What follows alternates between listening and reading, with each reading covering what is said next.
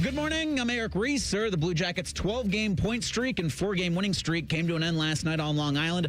Jackets couldn't solve Ilya Sorokin and were shut out by the Islanders 1-0. Only the third time this season Columbus has been shut out despite the loss. Jackets remain in the 3 spot in the Metropolitan Division but are tied in points with the Islanders at 85. 12 games remain. Columbus will play in Philadelphia tomorrow night. In college hoops, the men's Sweet 16 is all set. 6 of those teams are from the Big Ten. Iowa knocked off the top seed in the South with a 73-72 win over Florida. Hawkeyes play Nebraska Thursday in Houston. The Ohio State women's squad hosts Notre Dame today at 4 in the round of 32. Hear that game over on the Fan, too. This update is sponsored by Uber Eats. Uber Eats is a great deal waiting for you at Scramblers. From now until March 31st, get a buy one, get one free deal on the Manhandler skillet. That's on the app. Terms apply. Breaking sports news when it happens on the Fan, Ohio's sports destination. Your morning just got more interesting. Distilled and barrel-picked for your listening pleasure. Bo Bishop, a local sports media legend. What William T. Sherman was to the Union Army, he is to Northern College football. A husband, a father, and middling youth sports coach. He's friends with Central Ohio sporting royalty. Talking to Ohio State Athletic Director Ross Bjorken. Coach Day walking on with us right now. Good to see you, buddy. Good buddy, Austin Ward. My good buddy Tim May, the Tim May Show. The great Doug Lavery's joining us. Hi, everybody. Tom Barry here. Oh, Reese came in and he handed me papers. Yeah, and then and then he said, "You see that button? That's the only button you need to worry about. Don't touch. There's 8,000 buttons in front of me." Oh, I didn't know what he was talking about. The one that says on. We blew the budget on this imaging, and only 2 guys answered our ad on Craigslist. Ryan Baker and Eric Reeser. Act accordingly. You're now listening to Bishop and Friends. Bishop and Friends is sponsored by Diamond Seller, your true jeweler for over 75 years. Correct me if I'm wrong, but did that update anchor say Iowa knocked up Florida? Congratulations, Florida, you're pregnant. I was your daddy. Happy Monday, everybody. Big yikes. How we doing? Eric Reeser, Ryan Baker with you. Bo Bishop doing the good dad duty, taking his kids on spring break. So we brought in, I'd say rookie father, or no, 2-time father. Yeah. I guess slightly less experienced father than Bo. Way less experienced. Joshua Perry with us for the next 3 hours. I mean, Baker isn't a father that we know of. I think I'm in the same boat as you. Gentlemen, good morning. Howdy. How are yards doing? Yard's fine. We made sure everything was inside. Had to bring in some of the patio furniture. We got a dead tree in the back, too, so that's a little bit of a... How dead we talking? Like limbs hanging off? Like limbs hanging off. Creaking every time the wind... Branches all over. Gusts, and you go... Like, probably should call somebody. That's where we're at. Yeah. So I don't think the storms were too bad over by me, but as they were first coming through, there was a point where the wind was insane. And I was looking on my little back deck patio, and I swore at one point the wall and fence of my patio was going down. I mean, it was shaking so hard that I thought, uh-oh, might have to be putting this back up tomorrow. But everything survived. This is like the second consecutive, at least, Monday where the weather's just been questionable. You wake up, you go, what the hell, Ohio? Like we had snow this time last week. We woke up to dusting off your car, and then today you're trying to clear things off your lawn, out of the street. You got your trash cans all over the place, but hopefully everybody's safe and sound. As you had heard back in the update, Big Ten represented itself pretty nicely over the weekend. We now have 16 teams remaining in the men's NCAA tournament. And Joshua, I think it's fair to say Cinderella's dead. Yeah, it's I've never identified with Cinderella. You know, I'm not an underdog. You know, like we didn't play underdog when I was playing ball here. Like I don't look at myself can't relate in that way. But the thing I do appreciate is, regardless of maybe a lack of Cinderellas, we've had good drama. And that's right. What I would prefer, honestly, is if you can get me a dramatic game that is back and forth and comes down to the wire, but the higher seed, probably better team advances, I think it makes for a really entertaining tournament. So sorry, Cinderella, but you were never for me anyway. And that's what we remember from March, usually, is the drama. It's not always Cinderella. Sometimes the drama is Cinderella. Right. But a lot of times it is the drama of the last second shot and all of that. And it was interesting before this tournament. I was listening to a lot of the experts, and they said, yeah, I don't think we're going to get chalk like last year. There's a lot more. The basketball is spread out around more teams this year. I don't think we're going to get chalk. And I remember I was looking as I was going through my bracket, and I'm like, well, these guys are telling me this, but I still have 3 number 1 seeds in the Final Four. Like, I don't see a path where there was a lot of lower seeded teams that were going to go far in this thing. And I would say right now, the biggest Cinderella we have is the team that knocked up Florida, and that's Iowa, because they beat the number 1 seed. And I don't know, Iowa's obviously not what we consider a Cinderella because Iowa's a Big Ten team. Right. They're a name brand. But them getting to where they were, especially playing the way they were down the stretch, is kind of a surprise to a lot of people. Yeah, and Texas, I think there was discussion yesterday just because they have an 11 next to their name as a Cinderella, but that program's got resources. That program's got players. The one guy I wanted out of the transfer portal last year was Dalen Swain, Columbus's own. He obviously followed his coach down to Austin, Texas from Xavier. But when you've got that kind of backing, that kind of NIL war chest, you're just not. Even for St. Louis, like I was watching, as everybody was, Kareem Abdul-Jabbar, LeBron Frames, Robbie Avila, probably the best set of nicknames in the tournament. Yes. He's playing at Indiana State, and my guess is he didn't go to St. Louis for free. Yeah, he probably got a little check. Probably got a nice check. In this instance, you don't see guys just coming on the scene and then staying with their programs. Like we had the stat before the NCAA tournament where only 22 players in the high majors celebrated senior day at the place they started. Bruce Thornton was one of them. Yep. And so it's just something you're never going to see anymore because rosters are turning over almost as quickly as time passes. Like you blink and roster. I mean, it's what Jake Diebler's going to have to deal with now. I think the transfer portal opens like next week, maybe April 7th, but it's already, all right, how do we fill this? How do we find this? What do we need for this? Like all but 16 teams are asking themselves that. And even some of those 16 teams, like you don't think Rick Pitino's popping in, maybe doing a little bit of tampering as we speak? Sure. Probably. I mean, we talk about it with college football. It's certainly happening in college basketball. But to that point, like I remember, the BCS Busters back in the day in college football. And Boise State was one of those teams that was usually in there. Boise, actually, is how they tell you. We had an SID who was getting on us for not saying it right. But all that to say, those guys were playing ball at like 23, which we have some of those guys in there today. We got like 9-year players now, which is crazy. But like they had veteran rosters of a bunch of dudes who stayed there for 5 years and had redshirted and were grown men. And that's how they got it done. And I think for March Madness, there was probably a similar thing when you're looking at some of the mid-majors that were able to make runs back in the day. They just had like really veteran experienced players, while the Kentuckys of the world, for example, maybe had like these rosters that were ridiculous, but it was a bunch of young one-and-done guys who, when they run up against a veteran team that's maybe a little bit more savvy, a little bit more crafty, they were able to make the winning plays that the young guys couldn't. And with some of the roster movement, certainly you see maybe some older teams, but not teams that had all played together. And I think that continuity was really helpful back in the day. And I think one of the things you just talked about, JP, is you had those teams that had played, those Cinderella teams played 4 years together a lot of times, and they were all on the same team. One of the things I think that's really hurting Cinderella is that lack of continuity. And I was with the voice of Bowling Green in Ohio this weekend at the state basketball tournament. Ohio University has 3 players on their basketball team right now. Season just ended. Yep. And everybody's choo, choo, choo, choo. Bowling Green, mass exodus too. So you're getting these guys that are like, well, the grass is going to be greener somewhere else, so I'm going to go do it. Or this person offered me more money, so I'm going to go do it. We haven't even blinked from the season being over, and they're already gone. If you think about it, I mean, with Miami of Ohio, I'd said back on Friday that the Redhawks needed to hit greater than 50% of their threes to have a chance against Tennessee. It didn't happen. If I'm Ohio State, I've already made inroads to Luke Skaljack. Like I know he was dealing with a wrist injury since the year turned over, but he'd be a nice addition. And yes, you would have to pay for that. Like let's get going. It's funny. We sit here on radio and openly talk about who we'd like to tamper with.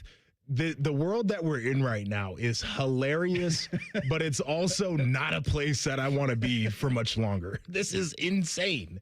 Cinderella gone, but there's still a lot of drama in the madness. You had the last second shots yesterday. You had Iowa knocking off Florida. You had St. John's and a guy calling his own shot for a buzzer beater that didn't seem to stun Rick Patino.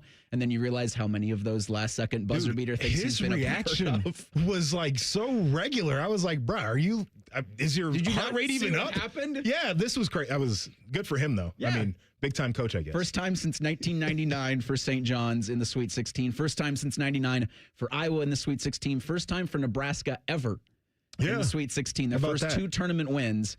It'll be, look, it's Corn and Cougars in the South region. You got Houston hosting Illinois, basically, in the first of two regional semifinals. And you've got Iowa and Nebraska. So 3 of the Big Ten teams there. Iowa and Nebraska. That Houston-Illinois game could be a classic, too. I'm with you on that one. Iowa-Nebraska is going to be a lot of fun. So you don't have some of the teams that you've never heard of before, but the teams you have heard of are going to give you, I think, a lot of great basketball starting Thursday with the men's Sweet 16. You did, I think, one upset in the women's side. It was as chalky as it could get over there. The Ohio State women's squad has Notre Dame today at 4 o'clock. We'll have that game over on the Fan 2 with coverage at 3:45. Also, the Columbus Blue Jackets, only for the third time this season, were they unable to register a goal, but they're still in a good spot in that third place position in the Metropolitan Division. We are going to go 10:30. Austin Ward will join the program, but we got a lot to go over and not too much time to do it. But coming back, I want to ask Joshua a fashion question. That's next. It's Bishop and Friends on the Fan. Winners of the prestigious Platinum Microphone Award every year, given to the best radio station in the world. No need to look it up. It's real. The Fan. Hey folks, it's Austin Ward here. And it's Berm from the Austin and Berm Show. Berm and I have both done Awaken 180, which honestly should tell people something right there. Right. It tells you that if it can work for you and me, it can work for anybody. Because neither one of us has exactly been out here living or were living like a fitness influencer. No, not unless you count fitness fast food tacos in my mouth. You treated fast food like it was a love language. I loved it, and I still do. And look, that's fair, but that's also why Awaken 180 works for people listening right now. You don't have to be perfect. You don't even have to know what you're doing. No, what you need is a plan. You need someone to help bring you along, and Awaken 180 does that. They tell you what to eat, when to eat, how to eat, and how to make it fit your life. I lost 50 pounds with Awaken 180, then another 5 in free maintenance. For me, it was 35. I'm in maintenance, and I'm under 200 pounds for the first time in 25 years. This isn't just for some tiny group of people who already have it all figured out. Nope, it works for real people with busy lives who are on the go just like us. You know, if you're just tired of carrying that weight around, do what we did. It sounds like a lot of people out there can do exactly what Awaken 180 did for us. Yeah, go to awaken180weightloss.com now. Forget the pot of gold. Save some green at Coghlan Ford. During Ford Truck Month, take over $13,000 off MSRP, plus no payments until June on select new F-150s. New Bronco Sport or Ranger. Lease for $399 a month for 48 months. Visit CoglanFord.com. Coghlan has the car for you.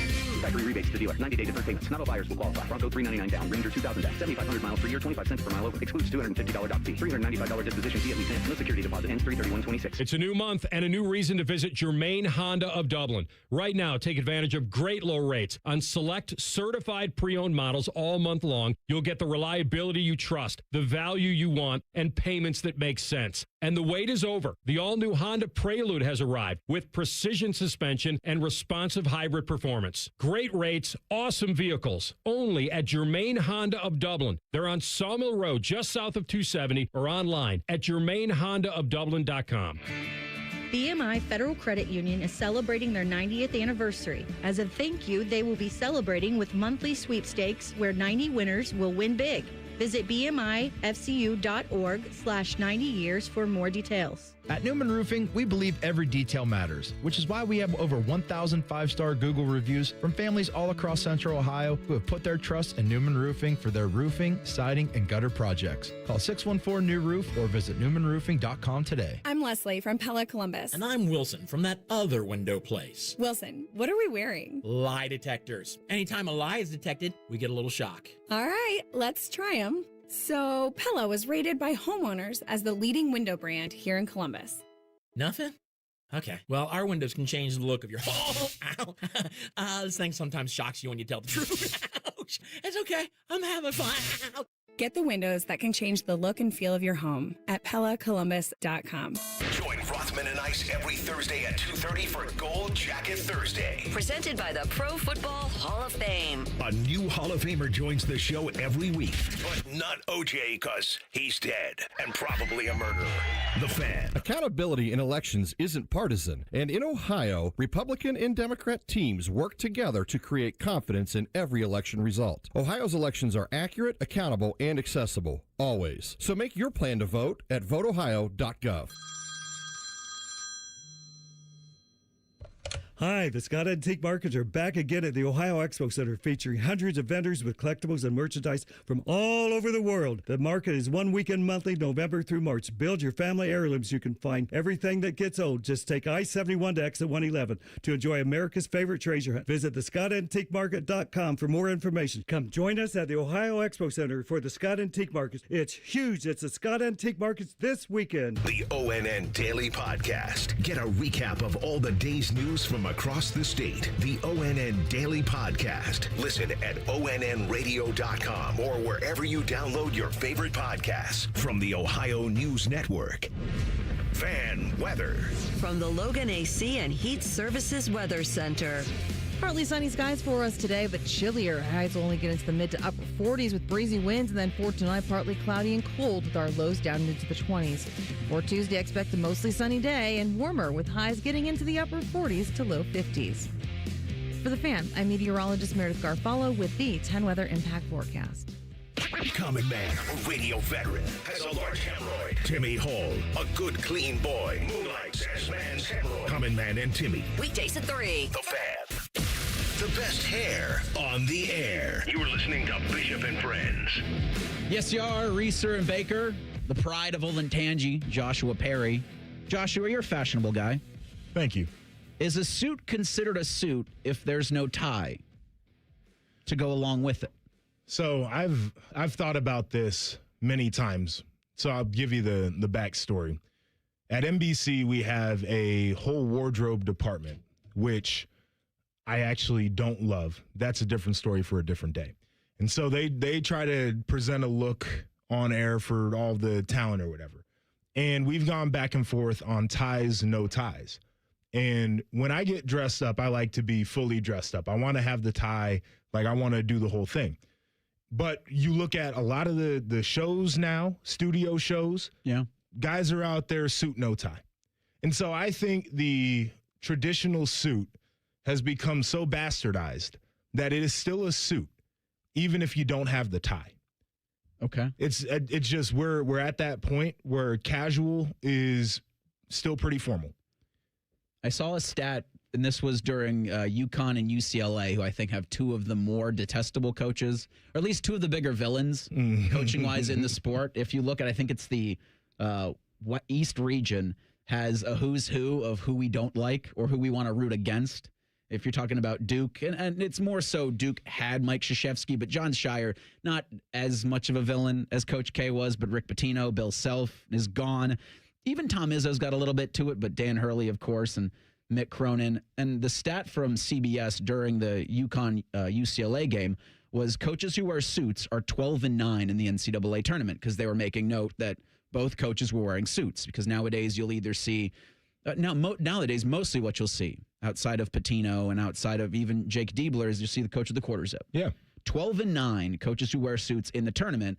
And I was wondering to myself, well, this is a win and a loss for coaches who wear suits. Yes. And I thought to myself, because Mick Cronin wears a suit, but Dan Hurley I felt was more business casual because he didn't have the suit on and he had the button up kind of open. I mean, he's not as deep in terms of what Dan Orlovsky's got on ESPN, but there's no tie with that look. Both of those guys were kind of, I don't want to say half in, half out, but they were doing a little bit differently. You had no tie with Hurley. You had Cronin over there who was basically like khakis with the sport coat, the shirt and tie. He looked like a day out of the Derby. Yeah, like it was a little bit of a different look. I respect the coaches that are wearing the suits, though. And one of the things that I lament is the COVID era made everything so casual. Like so many workplaces are much more casual. And this is an old school mentality, but it feels like you're a little bit more serious when you put the serious clothes on. And so I respect it when the coaches go out there and say, I'm going to be really uncomfortable and I'm going to ruin a suit potentially by sweating through it So much for sweat. the duration of this game. I like that.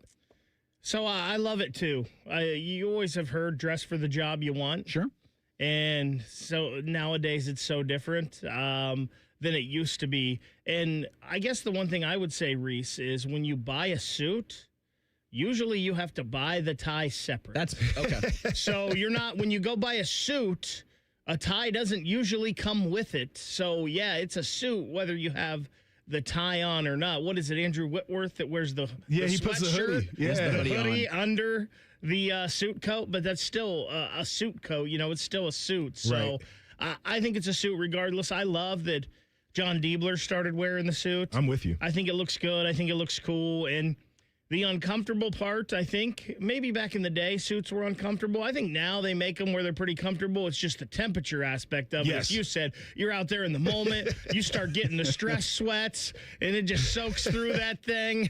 I think back in the day, those guys, because, you know, they used to wear them loose back in the day, like they were moving. You know, it was a little free flowing. These guys now with the slim suits, you know, maybe might bust a seam depending on how animated these coaches are. So I don't know. Yeah, I don't love that, Joshua. Like you and me, we got big shoulder, broad shoulder guys. The slim fit style doesn't do us well. So I've reverted back because I was with the trends for a while. So I had some of the slimmer suits. And it's also a challenge because you have to make sure that you're in the gym as much as you need to be so the suit button isn't busted. Might expose you. The button's like, help me. So I've gone to more of the relaxed look, which I think is classic anyway. But the coaches would be well served to have a little bit of room in the pants for sure. So you're on with us for the entire week. At some point, I've got to get the story of why you do not love the wardrobe department. I think I'll be fine telling it. That'll come later this week. Yeah. You mentioned Jake Diebler in the suit, and I think it was very interesting. You know, the midway point of the season, he wears the suit, and I think it's a good look for him. We'll do the final Jake Diebler coaches show today at noon, as of course he had the Buckeyes bounced on Thursday to TCU in the round of 64. And I think for Ohio State, and really for any of the teams that saw their tournament come to an end early, that really focus on NIL in terms of building that roster, I keep thinking back to Kentucky and thinking back to things I've said, you know, this season, of where allocation of your funds is so much more important, I think, than how much money you've got to work with. I tend to agree. Because you can have $22 million like Mark Pope, but if a player, there was one player who was like making like $20,000 a point for Kentucky this season. Jaden Quintus, he only played in 4 games, and supposedly he got $2 million, and he scored, 80 points? It's something terrible. Great gig if you can get it. Yeah. But for the Ohio State and the job that they'll need to do, and I saw like Letterman Rowe had this story over the weekend that Jake Diebler's going to be looking for a GM, and that's definitely something that any program that wants to compete nowadays is going to need, because think about Mark Pantoni and the job he had 5 years ago and how that's a completely different job that he's got right now. Yeah, no, I'm with you. It's the NIL discussion is one of the more interesting ones to me, from the standpoint of nobody really knows. Like, it's all reports of how much players are making or how much a team has to spend, but nobody really knows. And then you start to look around at some of the Big Ten teams, like Nebraska, for example, who's having a historic season for their basketball program. And it's like, are we supposed to believe that, A, like they have significantly more money than Ohio State for basketball, and B, that they're diverting funds from their football program, a once storied historic program, so they can have a basketball team that goes to the Sweet 16 for the first time? I look at Iowa in a very similar way. Like, are they that much more well capitalized than Ohio State basketball? And so it's one of those things where, to me, I'm fully with you. You would love to have as much money as possible. You'd love to have endless NIL funds. Sure. But the reality of the situation is you have to be very diligent with how you spend those funds, how you target them in the portal, how you use them for retention, what type of players are you looking for.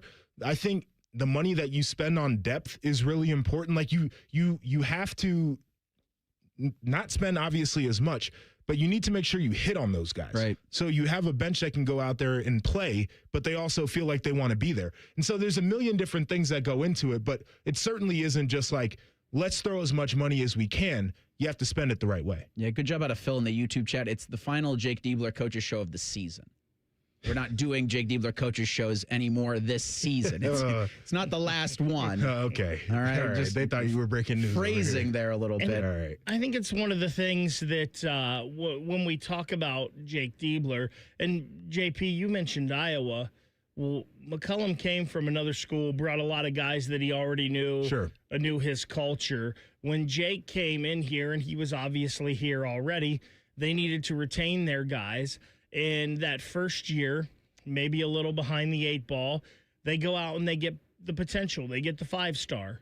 Well, unfortunately for them, it didn't work out with Aaron Bradshaw and Sean Stewart, and they move on. Then you kind of switch gears and you go a little older, which I think that's what most people are going to do in the transfer portal, is try to get older, proven production.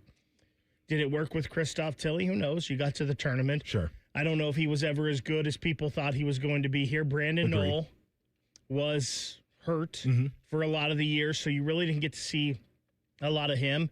Gabe Cupps seems like a miss right now, but he was an Ohio kid, Mr. Basketball, and I don't think anybody can say Gabe Cupps doesn't play hard and play the right way. There's just some limitations there with him. So I think it's a thing where it's a feeling out process for Ohio State and Diebler and how they want to do that. And people can just say, well, it was a miss. It's 2 misses in a row. You're not getting it right. Well, you've got to fine-tune that, right, your process of it. And this is something that Jake's learning on the fly, unfortunately. Yeah. You'll hear from Ohio State's head coach again today at noon on the final season, or I guess the final Jake Diebler coaches show of the season. The madness continues for Ohio State women's basketball. Buckeyes face Notre Dame today in the second round of the NCAA tournament. Coverage begins at 3:45 live on the Fan 2. That's 97.1 HD2 and 1460 on your AM dial. Chasing the Championship is presented by Logan Services, a proud sponsor of Ohio State Athletics. For the Blue Jackets, it's not technically the playoffs, but it feels like every single game is just as important for a postseason berth. You'll hear from the Blue Jackets head coach coming up in 2 minutes. Bishop and Friends on the Fan. Men, we all know how important sex is in a relationship, both for you and your partner. But erectile dysfunction ruins sex, which can often have serious impacts on your relationship as well. This is Jeff for Tri-State Men's Health. And if ED is a problem in your life, you understand the impacts it has on you and the one you love. But I'm here to tell you that ED is a treatable condition, and almost without exception, you can have really good sex again. At Tri-State Men's Health, we're experts in treating ED. We've treated tens of thousands of men with protocols that are effective in well over 90% of cases, which means if you're like most guys, good sex will be the norm. You could even last up to an hour or more and bring a level of intimacy for you and your partner that might just astound you both. It's time to have really good sex again, so call us. Just $99 gets you blood work, a medical consult, and if medically advised, a test dose. And if that test dose doesn't work in the office, your visit is free. Call 800-900-9654 or go to tristatemenshealth.com.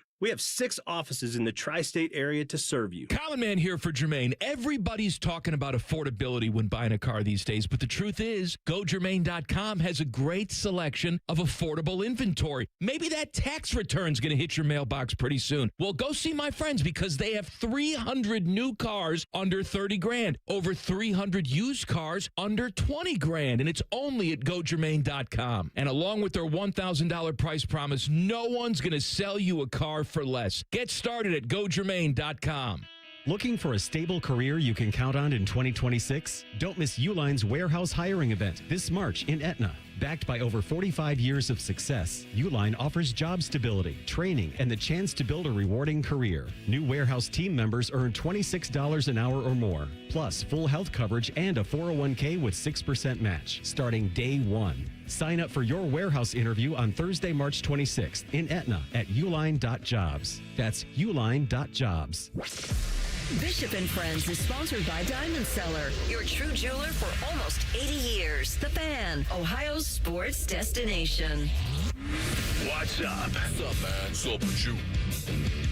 All right, here's what's up on a Monday. Despite a loss, despite being shut out, the Blue Jackets are still in the 3rd spot in the Metropolitan Division. That's good enough to be in the postseason as of right now.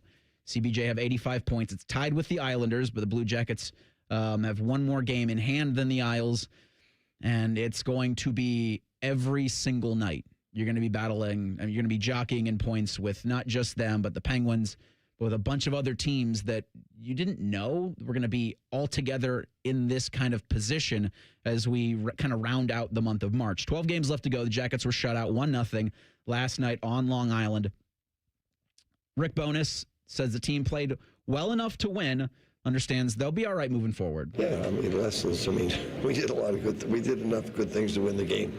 So listen, we're going into Philly. They won 3 on the West Coast. It was an overtime. It was a shootout win last. It'll be another tough game. But at the end of the game, you lose 1-0. You say, did we do enough good things to give us ourselves a chance to win the game? And we did. And so we just live with that. And one of those nights, the puck didn't go in. Yeah, Ilya Sorokin was unsolvable through 60 minutes of hockey, 26 saves on the night for the Isles netminder. And really, Joshua, when you have so many, all your games moving forward matter. You were unable to get a point last night. That's unfortunate, but you heard Bowness there say, yeah, but we got Philly tomorrow night. And so you flush it almost as soon as the game goes final. Yeah, I think that's the right mentality. Listen, these guys have had a great mentality since Bowness took over. So I don't question that. And the reality of the situation, too, is you're a hot team. You're playing good hockey. Some of the games certainly you learn from even when you do get some points. But the idea of having a game where you don't score a goal and then you get no points out of it, like there's a little bit to be taken away there. And you go back to the guys in the dressing room, you're like, hey, listen, we still got some work to do. We can do this better. We can do that better. So ultimately for me, you take the good with the bad. I think you try to sharpen yourself off of this one, but certainly you turn the page and you go out there and start playing the hockey that you know. You have to, right? You have Philadelphia, and that's kind of another 4-point game because while you're not as worried about the Flyers as you are about the Islanders, it's all just as important. You had the win over the Seattle Kraken, huge, getting you 2 points, and then I think, played well enough on a night where you didn't run into a hot goaltender. They ran into a hot goaltender, but with 12 games left to play, the Flyers tomorrow night at 7, Baker, it almost doesn't matter what happened last night. It does, but it doesn't. It does matter a little bit in the fact that if you won, you wake up today and you're in second place in the Metro, sure. 1 point ahead of the Penguins. And depending on if you won in regulation or overtime last night, you have a 4-point lead over the Islanders or a 3-point lead. And that's something that cushion would be nice to see. It's kind of like the Ohio State basketball season. You kept saying, oh, this is the next must win. The next must win. Well, actually, none of them were must wins until it was, okay, you're going to be eliminated if you don't win this. So none of these are must wins for the Jackets. I feel like if you keep playing the way you have under Rick Bowness, I think you're going to be just fine. We talked about 96 points in this thing, Reese, and they have, 12 games left now? Yep. You just need 10 points out of that. So that's 5 wins. They've been playing at a much better pace than that. So you'd have to think 100 points is well within this team's grasp right now. And if you get to 100 points, not only are you going to be in, but I would dare say that proclamation that Jody Shelley made way back at the beginning of the season with us, to the first Shelley time, when he said he thought they could be the second place team in the Metro, Jody's starting to look pretty smart on that in a year where we thought he looked crazy. The prophet Jody. So 1 point separates Pittsburgh from Columbus. So yes, that's within reach. It's certainly insane to think about the path for the Blue Jackets into the postseason. Easier through the Metro than it is through the wild card. Also want to give a shout out to the Ohio State women's hockey team. They fall to Wisconsin yesterday, 3-2 in the national championship, but an incredible run for that program, one of the more dominant at the Ohio State University when you think about just how much quality there is amongst the 36 varsity sports, where I think the last 5 national championships have been decided by either Ohio State or Wisconsin. That's what's crazy right there, that those two are winning them all. So I saw this take floating around where somebody was like, if you don't think that there's enough money to get the roster you want for Ohio State men's basketball, you have to have a difficult conversation about having 36 varsity sports at Ohio State. And this is the reason why I'm never having that conversation. I take legitimate pride in women's hockey going out there and being one of the dominant teams in the sport. I take pride in pistol, doing what they do, synchronized swimming. We can go down the list. And so, like, every time I'd see one of these things, just like a minor update about what's happening across campus with the 36 varsity sports, you'll never be able to talk me into the idea that we should shrink the athletic department, because I love seeing this. It's certainly ambitious, trying to run 36 varsity sports. It is. I thought, when Ross took over the job from Gene, it was more so a legacy play, that Ross wanted to continue that legacy left by Gene, where he took great pride in having 36 varsity sports. And the previous Ohio State administration, I think, had wanted to do the same. You're 36, you're competing at the highest level in all of them. Now, with the new administration under President Bellamconda, it feels like they want to continue that. And I've come around to thinking that that's the healthiest for a university that prides itself on being awesome at everything. And you offer that experience to so many student athletes. I think, and I use the word student athlete in a logical sense. I'm not trying to be funny about it, because truly when you can give them the experience like what Ohio State women's hockey is giving, what Ohio State men's hockey, appearing in a Big Ten championship game against Michigan. And I think to the other sports, the Olympic sports, the non-revenue generators, still that experience is awesome that can be offered. And really only few places offer it, like Ohio State. And the reality is, like, there might be a world where everything across the landscape of collegiate athletics changes to where maybe everybody adopts this model where you have football, men's and women's basketball, volleyball, maybe baseball, whatever people prioritize. And then the rest of it goes to being more of an intramural type setup. And if that's where the rest of the world is, I'm fine with that. But I like where we are as a university off of just straight pride. And Reese, you talk about that student athlete. Well, in those programs, it really is still student athletes. Maybe it's not the case in football, and maybe that's not the case for men's basketball in most situations. But I think in these sports, it still is that way. And we do have a women's professional hockey league now, but these players that are playing for Coach Muzzerall, and congratulations to her on getting that 5-year contract extension last week before they even played the Frozen Four games.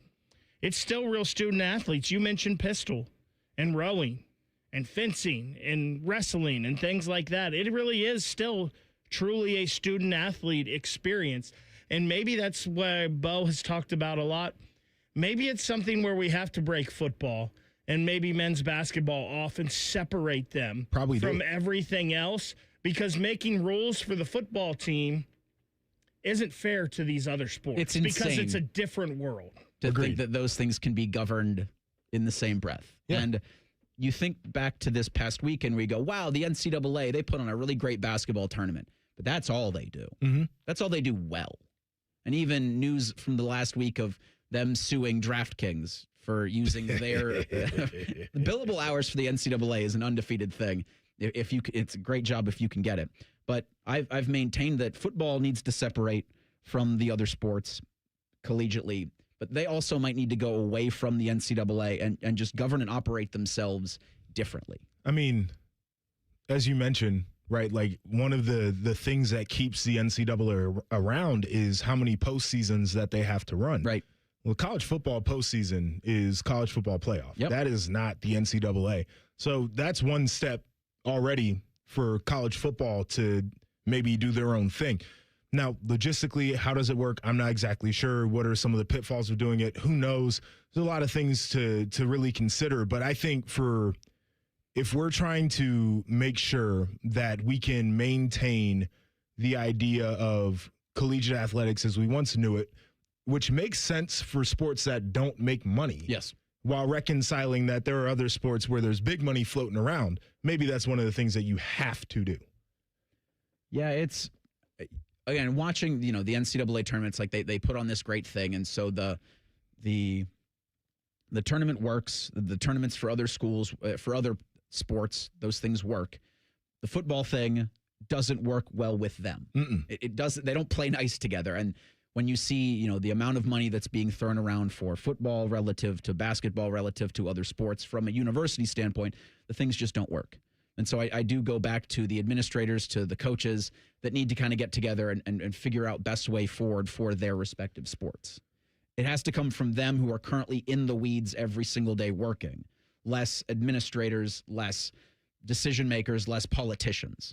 And you and I, Reese, disagree on that just because of the fact that we've got the Nate Oates out there that are like, well, everyone else is doing You're it. always going to have those bad actors. But they're always, I don't think so. I think they're all always trying to get an advantage some way. So I think somebody, a boss, maybe it's the athletic directors. I don't know who it is, but somebody's going to have to say, these are the rules. You stay within the lines. And then the people that overstep the lines can then enforce something. There's some rules to be enforced.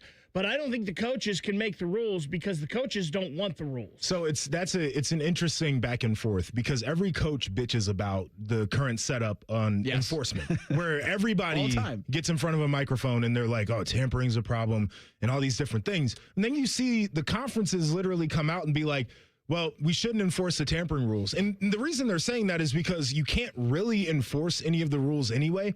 And so to that point, like, there has to be a separate group of people who are in charge of building rules. And it has to be, I think, in collaboration with coaches and athletic directors and commissioners, no doubt. But those people also have to have the power to enforce. Yeah. And that's where we have a lot of issues is some of the rules that were made aren't enforceable because they're illegal. And you go to court and they get challenged and there's a ruling. And it's a whole thing and it's really complicated. So we sit here and we talk about what they should do. And I think they understand what they should do. But in execution, it's much more difficult than a couple guys on a mic. Developed here still works. That's next. It's Bishop and Friends on the Fan. We have so many local shows, I can't fit them in a 10-second promo. So let's just say we're live and local all damn day. The Fan. I'm Leslie from Pella Columbus. And I'm Wilson from that other window place. Wilson, we put new windows in a Dublin home last week. You wouldn't believe how much new light was let in. Changed the entire mood of the home. You don't need fancy windows to change the mood of a room, Leslie. Know what else will do that? Wilson's Wicks, my new candle line. Here, smell this one. Oh, that's bad. I call it warm tuna salad. It's not for everyone. Get the windows that can completely change the look and feel of your home at PellaColumbus.com. President Trump has shown you are safer when strong leaders stand with law enforcement.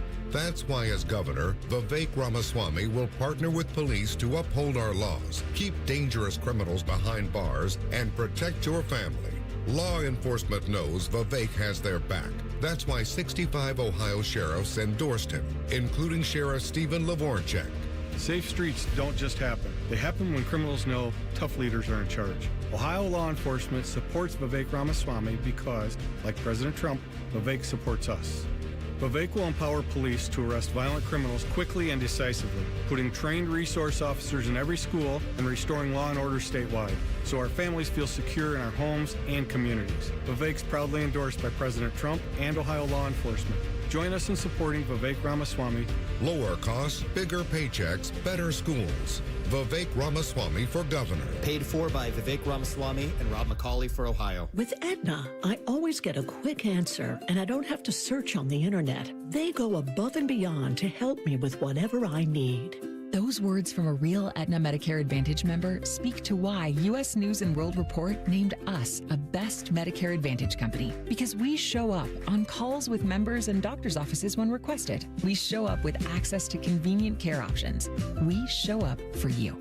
Because that's how healthier happens together. Member feedback has been edited for length and clarity. James Laurinaitis here for my guys at Green & Sons, the premier Kubota dealership in Central Ohio. Green & Sons has all the Kubotas you need to tackle your land and come out a winner. They have zero-turn skid steers, tractors from 18 to 171 horsepower, and also utility vehicles. My favorite is my RTV Sidekick. The best thing about Green & Sons is they've been family-owned and operated since 1970, and you will love dealing with the Green family and their winning team. Do what I did and check out Green & Sons located in Mount Sterling and Marysville, or online at greenandsons.com for all your Kubota needs. When you saw your heating bills this winter, did you think this is out of control? The problem is your house is leaking money, and the only thing higher than your heating bills are your cooling bills. Steve here from USA Insulation. Let us fix your energy bill problem for good. If you aren't foam insulated, you really aren't insulated. For $99 a month, interest-free, we'll foam your home and help cut those energy bills. 529-2440 or usainsulation.net. USA Insulation.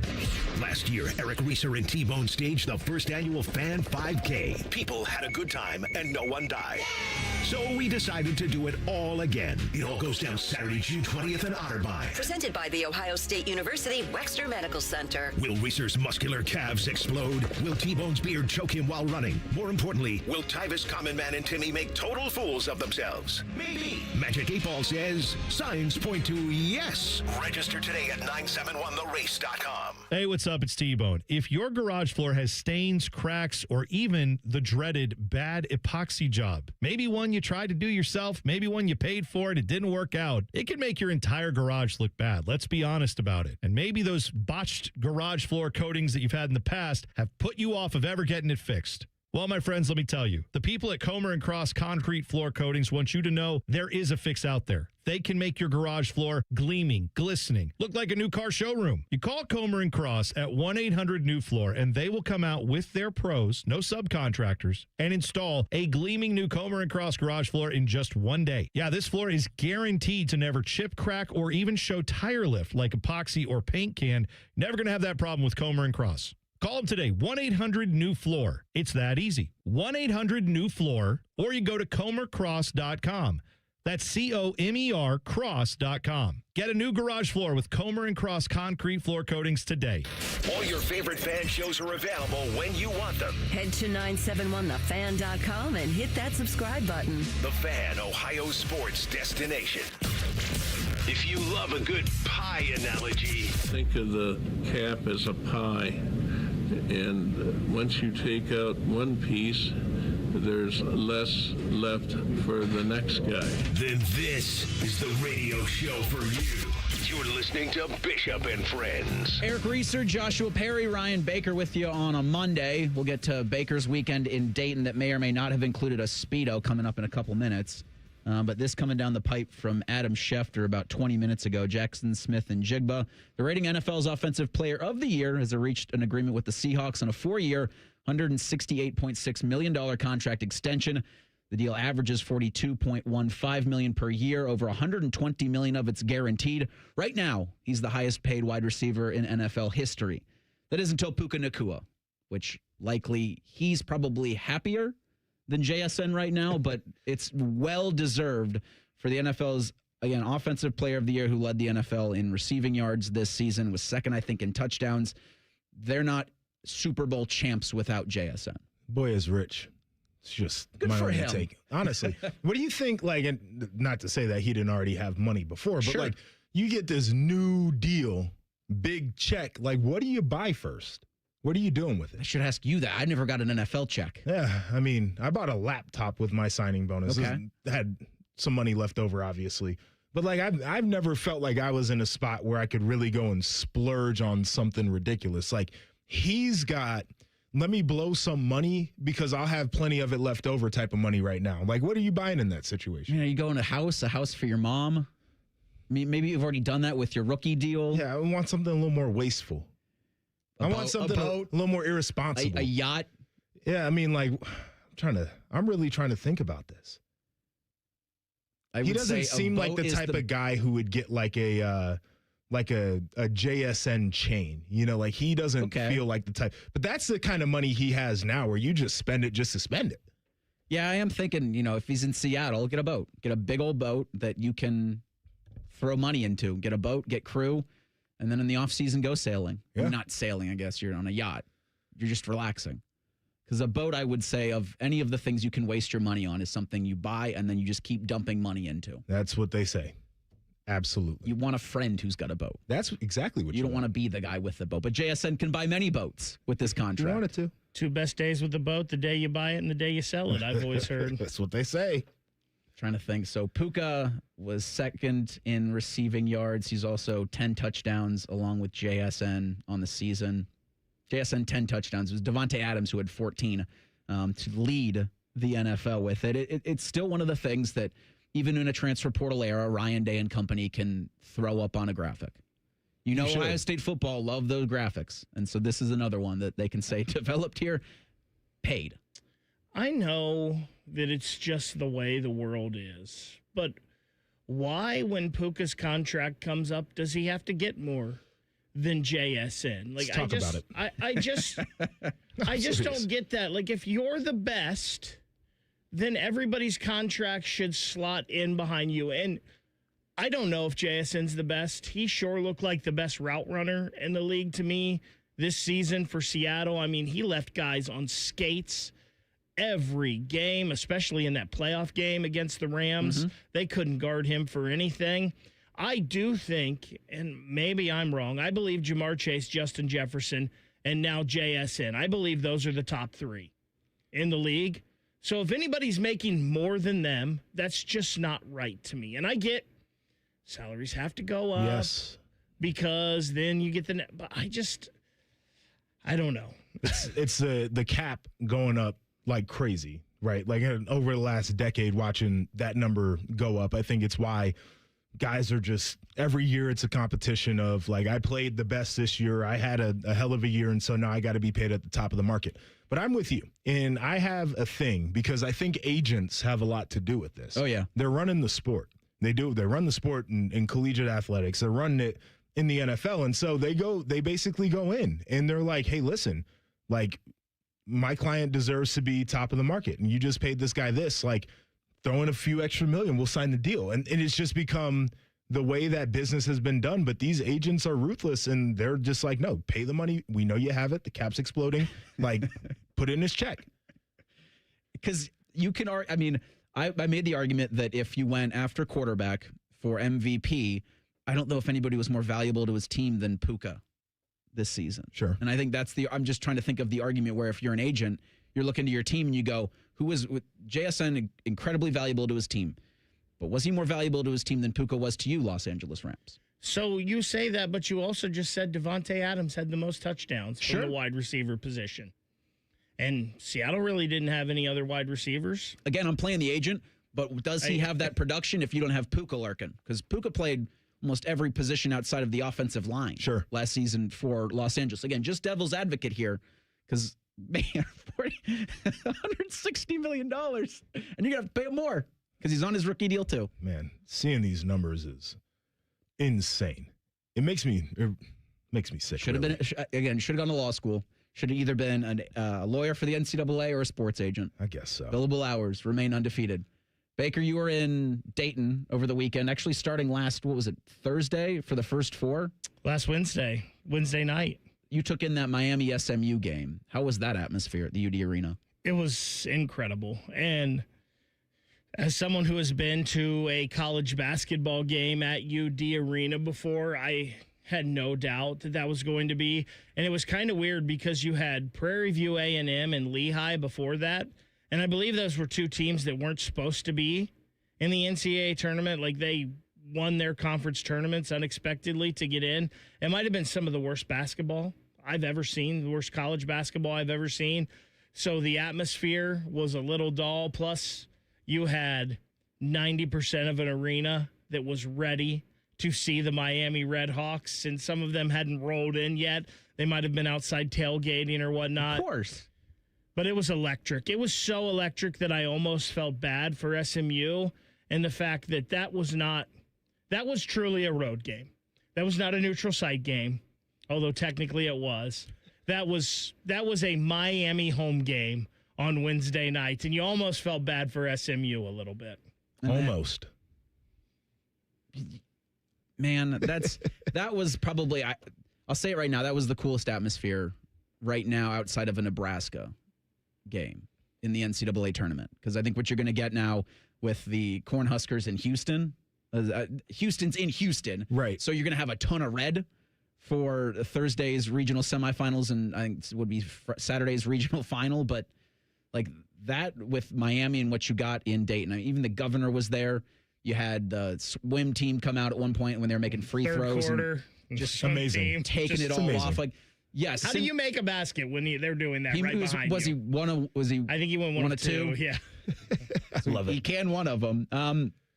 It was less of an exciting weekend and a great opportunity for some Central Ohio boys basketball teams. I want to just shout out Hilliard Bradley, Westerville North, Columbus Academy in losing efforts in the state championship game but especially for Bradley. They lost to Cincinnati Princeton on Sunday in the D1 title game, but they won 8 games single-digit wins last season, and they're the runner-up in Division I. It is a heck of a season for Hilliard, heck of a season for Westerville North, heck of a season for Columbus Academy. Again, billable hours, undefeated. That's next. Bishop and Friends on the Fan.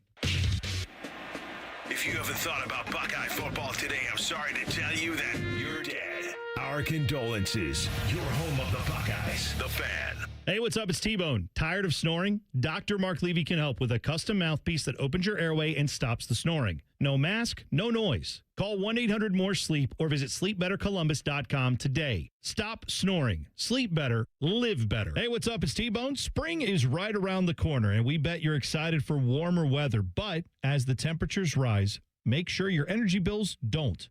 Keep those cooling costs low with Window Nation's high-quality, energy-efficient products. Simply request a consultation where their experts will visit your home, spot problem areas, and make recommendations. Your customized windows can be installed in a day. Once completed, your home will be shielded from outside hot air while you remain cool and comfortable inside throughout the spring and summer.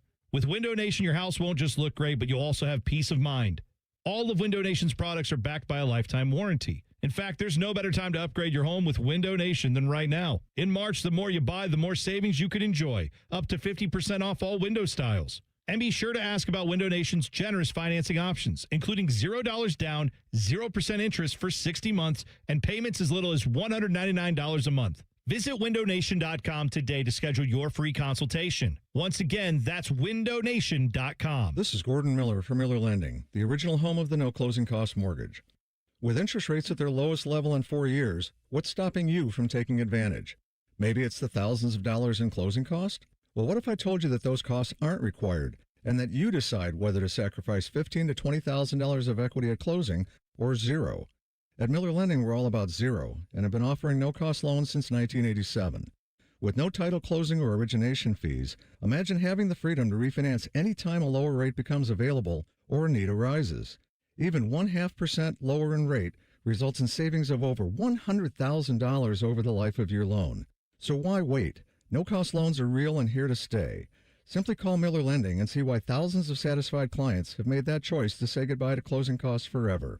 877-9-NO-COST. That's 877-9-NO-COST. Or simply apply online at nocostmortgage.com. Miller Lending is an equal housing lender and MLS number 250-2146. It's Common Man and Timmy for our friends at Hollywood Casino. Oh, it's a big month, Common Man. Why? Because there's lots of basketball to watch and lots of cash to win. That's right. If you're watching hoops, you can reserve your spot at HollywoodColumbus.com. And some of the packages come with $300 in dining credits. And this month you could win $1 million instantly. That's your final answer. Plus, there's multiple ways to score big cash prizes weekly. Must be 21 or older. Gambling problem? Call 1-800-589-9966. Hey, basketball. Jake from State Farm. I just beat my running PR, so I'm celebrating with the Banana Bonanza smoothie. Hey, and you can keep celebrating when you create an affordable price just for you by bundling your home and auto with the State Farm Personal Price Plan. Go bananas. I will. Hey, make it a large.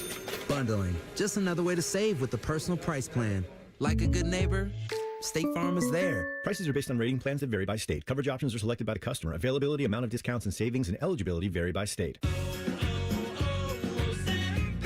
Hi, I'm Michael from the Warren Treaty. You know the jingle. Now discover the facts about Ozempic, a GLP-1. Only Novo Nordisk makes FDA-approved Ozempic. Learn about the real thing. Talk to your healthcare professional today. Call 1-833-OZEMPIC or visit Ozempic.com to view the medication guide and to learn more about Ozempic. Semaglutide injection 0.5 milligram, 1 milligram, and 2 milligrams.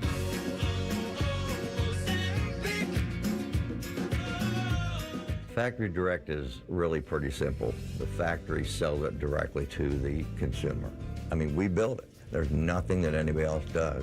We have stations where everybody touches the window. Everyone sees what's going on. So if there's an issue, we catch it as it's going down the line.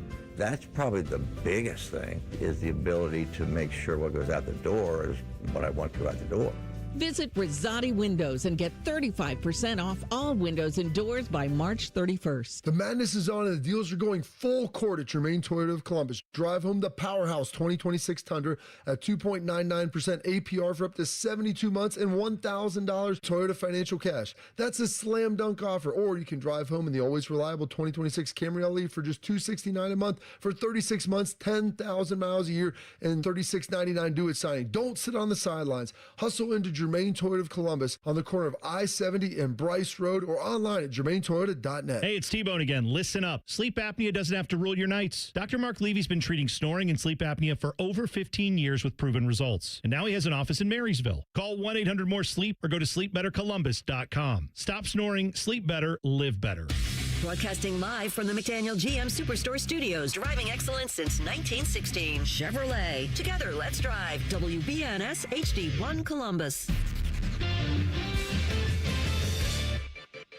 Good morning. I'm Eric Reeser. Jackson Smith-Njigba got his deal. The NFL's Offensive Player of the Year has reportedly agreed to a 4-year extension with the Seahawks for $168.8 million. $120 of that's fully guaranteed. That makes JSN the highest paid wideout in NFL history, or at least until the Rams sign Puka Nacua to a new contract. On the ice last night in New York, the Blue Jackets saw their 12-game point streak come to an end in a 1-0 loss to the Islanders. The Jackets remain in the 3 spot in the Metro, but are tied in points with the Isles at 85. 12 games remain in the regular season. Columbus will play in Philadelphia tomorrow night against the Flyers at 7.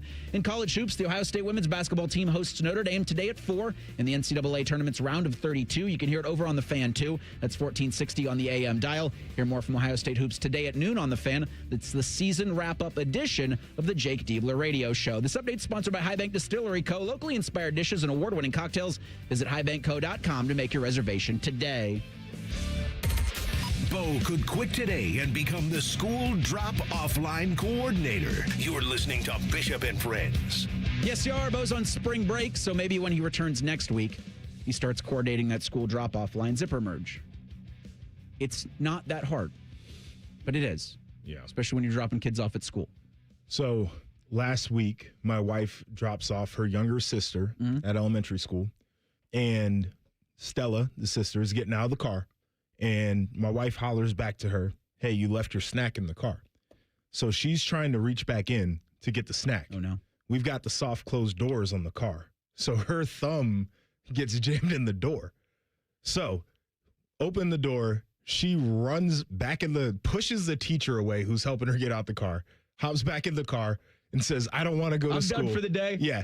And my wife was like, no, you need to go to school. Oh, no. So then we get a call around noon, and the nurse is like, she's not into it today, and we picked her up. So we're both like, oh, man, this is terrible. She had this on her mind. Her thumb's probably hurting. So I go into the school. I grab her. We're skipping and laughing and having a great time as we're walking out of that school. She just didn't want to do Friday, when I respect it. I get it. I remember I in one of those soft closed doors, I jammed my thumb in there, and I was like 10 or 11. I remember that was the first time I ever saw like my own like fingernail fall off. Yeah. And it happened in class. And I remember it like fell off onto the carpet, and everybody around me was like, what is my this? body's falling apart. It's like, it's a thumbnail. It's fine, but I get it. Her nail's still intact. She's got the bruising, which I know is going to hurt, but she's fine. It was Friday of the NCAA tournament. They shouldn't have been in school She anymore. knew what she was doing to get out of school to watch the NCAA tournament. We were having a grand old time. You heard there from the update anchor. You're on to the round of 32 for the women's NCAA tournament. Buckeyes and Fighting Irish today at 4 o'clock. That'll be over on the Fan, too. Tyler Danberg's going to have the coverage at 3:45. The basketball Buckeyes on the men's side bowed out on Thursday to TCU. There are 6 Big Ten teams remaining: Michigan State, Purdue, Michigan, Illinois, Iowa, and Nebraska. And 3 of those teams are located in the South region.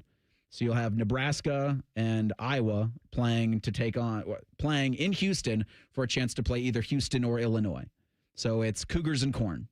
Cougars and Corn, I like that. At the Toyota Center, I think is where that game's going to be played. They're talking to Kelvin Sampson about it, and he's like, yeah, we just have to play a game. Like, we're not really worried about home court advantage. It doesn't matter at this time of the year. And he's not saying it.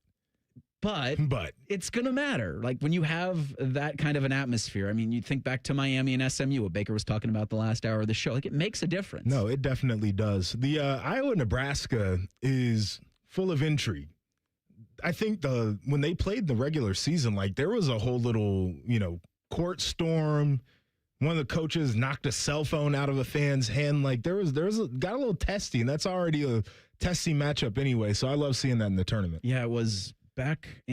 Nebraska won the first 20 games of the season. And I think it already lost 3 games up to that point, but they played on February 17th, and Iowa ended up beating Nebraska 57-52. And yeah, when you beat a top 10 team in your Iowa, that's justifiable court storming. Yeah. And if you're Nebraska and everybody involved with that, you kind of have to understand, here come the students. The one thing over the weekend, looking at different accounts, I don't know if you saw this or how much social media discussion you're into, Joshua, where you see accounts of Virginia, of Duke, and I forget, as some Big Ten teams were just giving updates on their scores, on what was happening in the NCAA tournament, and some even made reference, I think it was Virginia, that they can't post clips, they can't post audio, they can't post anything live and in real time because of NCAA licensing issues. Front Office Sports says the NCAA's in-game footage licensing policy limits, or in some cases outright prohibits, teams from posting their own in-game highlights from NCAA-owned championships on social media. If schools want less restrictive posting capabilities, they could purchase them for $5,000 a tournament, according to email from Front Office Sports. It goes back to the amount of times the NCAA is going to court, just burning through cash on billable hours. Mm-hmm. Kind of the same thing here, where if you had a Duke men's basketball post something, then you got somebody drawing up a C&D right away to send it to them. And it's not as egregious, in my opinion, as what baseball and what the NHL had done, where they were just limiting completely live in-game footage from being on their social channels. But I think anything you can do to promote what you're doing bingo is great. And you should encourage that, not prohibit it like what the NCAA is doing. Like, think of when Nebraska, for the first time all time, advances to the Sweet 16. If they're able to, in the moment, play the call or have video going along with the play-by-play call of Ken Pavelka absolutely losing his mind, that kind of social media thing that Nebraska can own can live on forever.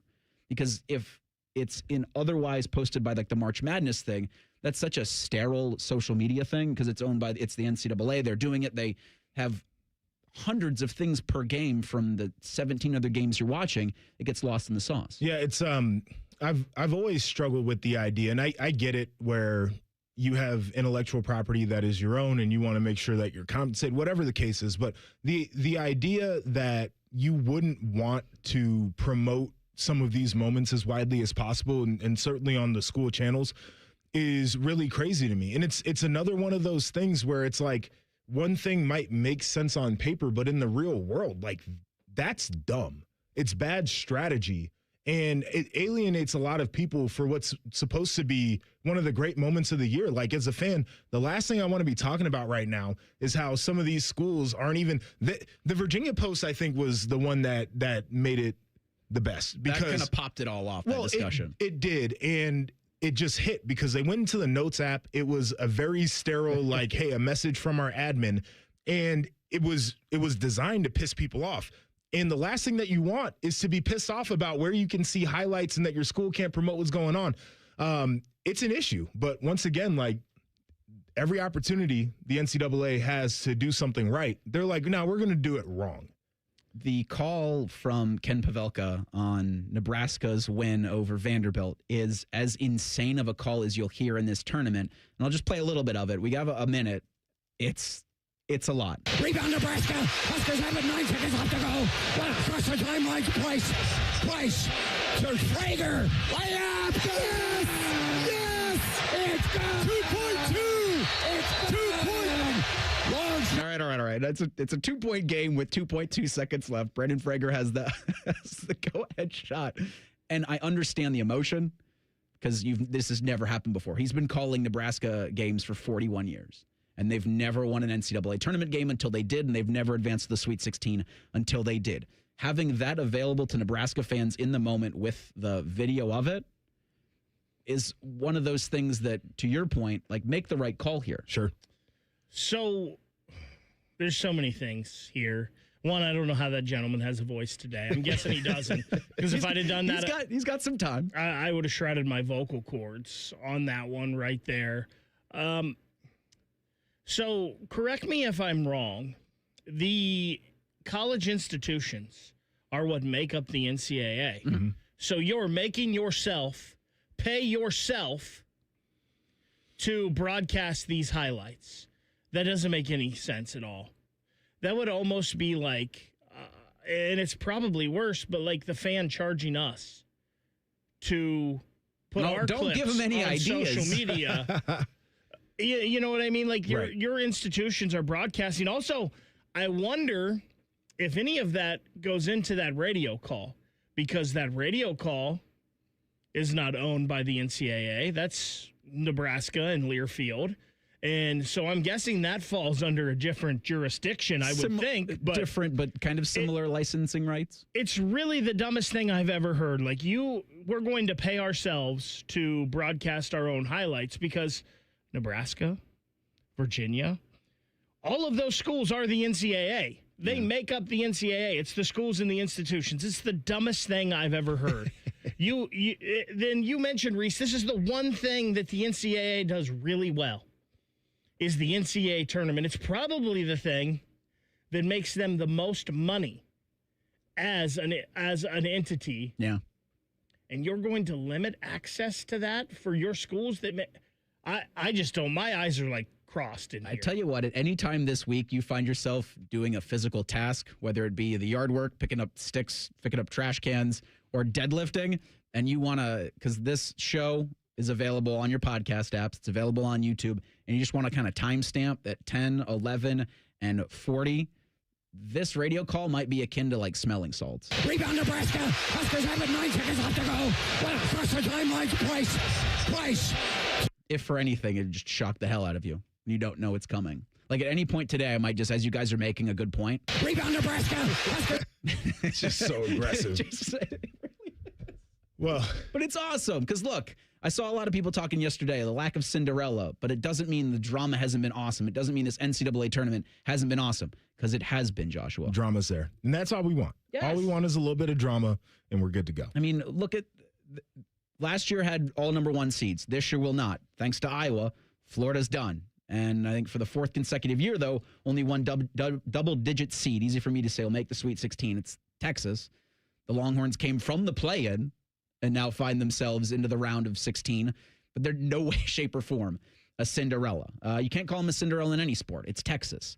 Similarly, Ohio State, not a Cinderella. Buckeyes resume spring practice tomorrow. They've got a big day coming up on Wednesday. We'll get into the week that will be for the football Buckeyes next. It's Bishop and Friends on The Fan. We have so many local shows, I can't fit them in a 10-second promo. So let's just say we're live and local all damn day. The Fan. Low testosterone can be a real problem for many men. It causes poor sleep patterns, decreased energy, low sex drive, and it makes it really hard to stay in shape. And as we all know, a healthy body is very important to our overall health and well-being. This is Jeff for Tri-State Men's Health, and if some or all of these symptoms sound like you, we can likely help you be done with low T. We can also help you lose weight, support your metabolism, improve your gains in the gym, and more with our new targeted body composition plans featuring GH peptides, NAD+, GLP-1s, and more. Our low T protocols, applied in conjunction with our body composition plans, will help most men see real improvements, true weight loss, higher energy, improved sleep, stronger workouts, and a renewed sex drive as well. Your initial visit is just $99 and includes blood work and a medical consult. And if you start on treatment the same day, your visit is free. Call 800-900-9654 or go to tristatemenshealth.com. Feature therapies are compounded and have not been evaluated nor approved by the FDA. Provider prescription required. See website for details. BMI FCU is celebrating their 90th anniversary all year long with monthly sweepstakes. Open a BMI FCU Visa credit card. Enjoy rates lower than the national average and a special rate on balance transfers. Apply today at bmifcu.org/visa. Spring is hatching at the Columbus Zoo. Join us April 3rd and 4th for Eggs, Paws, and Claws. Snap a pic with the Easter Bunny, meet Egbert, roll into Shelley's Celebration, and crack the clues in the Explore and Find. It's 2 extra fun days you won't want to miss. Get your discounted tickets at Kroger. Common Man here for Jermaine. Everybody's talking about affordability when buying a car these days, but the truth is, GoJermaine.com has a great selection of affordable inventory. Maybe that tax return's going to hit your mailbox pretty soon. Well, Well, go see my friends because they have 300 new cars under 30 grand, over 300 used cars under 20 grand, and it's only at GoGermain.com. And along with their $1,000 price promise, no one's going to sell you a car for less. Get started at GoGermain.com. Hey, Columbus, big news. For a limited time, get Uber One free for a full year so you could save on food and rides. That's a $96 value on us. Just use code Columbus. Get 1 year of $0 delivery fees, 10% off eligible food and grocery orders, and up to 6% Uber One credits on rides. Sign up for this limited time offer today using code Columbus and save big with Uber One. Offer valid through 3/31/26. Savings and $0 delivery fee on eligible orders and rides only. Fees and terms apply. See app for details. Don't miss the Floor Madness outlet sale at Right Rug Flooring. Save up to 80% on truckloads of floors and more, including tiles starting at 19 cents a square foot and a massive selection of laminate, luxury vinyl, and carpet, all drastically reduced. Save up to 80% during the Floor Madness outlet sale at Right Rug Flooring on Poth Road in Whitehall. 24-month special financing is available with approved credit. Hurry, the Floor Madness outlet sale ends March 30th. Dealers welcome. Right here, right now. Can't get enough of your favorite fan content? Good news, we're on all the digitals. Follow 971 The Fan on X, Facebook, YouTube, The Talk, and Gram. Your digital home for endless shenanigans. The Fan. Flexible, secure, fun. Oh, and great pay, too. Are you not sure what you want to do for a career? Or are you thinking of changing careers? Being a dental hygienist or dental assistant may be the perfect fit for you and provides all of these perks plus more. Talk with a dentist in your community or visit ODA.org to learn more. Become a valuable member of the dental team and start helping people love their smile. This message is brought to you by the members of the Ohio Dental Association. Some foot issues just can't be fixed by those expensive shoe stores or shoe inserts. A foot exam from a doctor of podiatric medicine, who is the medical expert in foot and ankle care, may give solutions after doing a complete foot examination. If you suffer from foot, heel, or ankle pain, let us help you find a member of the Ohio Foot and Ankle Medical Association so you know you are being treated by the very best. For more information or to find a member of the Ohio Foot and Ankle Medical Association near you, visit ohiofoot.org. Fan weather. From the Logan AC and Heat Services Weather Center. Partly sunny skies for us today, but chillier. Highs will only get into the mid to upper 40s with breezy winds, and then for tonight, partly cloudy and cold with our lows down into the 20s. For Tuesday, expect a mostly sunny day and warmer with highs getting into the upper 40s to low 50s. For The Fan, I'm meteorologist Meredith Garfalo with the 10 Weather Impact Forecast. During this 10-second promo, Rothman will lose money gambling on something. People like you come here and blow the family nest egg that built this town. Rothman and Ice. Weekdays from noon to 3. The Fan. They'll offer betting advice, but don't bet on it being good. You're listening to Bishop and Friends. Betting advice questionable. Everything else good. Eric Reeser, Ryan Baker, the Pride of Olentangy, Joshua Perry in with us. We'll get to Austin Ward here in about 12 minutes. I want to get his thoughts on just how the season ended for the basketball Buckeyes, because him and Jeremy Birmingham cover everything Ohio State athletics, and you can get them over at 10 TV Plus, Fans YouTube channel. But also, spring. It is sprung. Football Buckeyes Tuesday and Thursday have spring practice, and then probably more than 150 NFL scouts and talent evaluators will be in Columbus on Wednesday for the pro day. Joshua, it was 150 last year. I think it's going to be north of that number. Well, got a lot of guys to look at. So, not only for this year, yeah, but what happens with next year? Like, does Julian Sain throw? Tito had a good point on Saturday about Julian Sain's brother, who plays for a Columbus team, could come in and throw footballs. Like, this could be the Jeremiah Smith preview. Well, you don't need a Jeremiah Smith preview, but what if he decides to put on the cleats? He might want to jump in on some drills there. It's wild. I remember my pro day. The Woody was packed. Like, similar setup. Everybody was there. It was all the big decision makers, head coaches. You had GMs.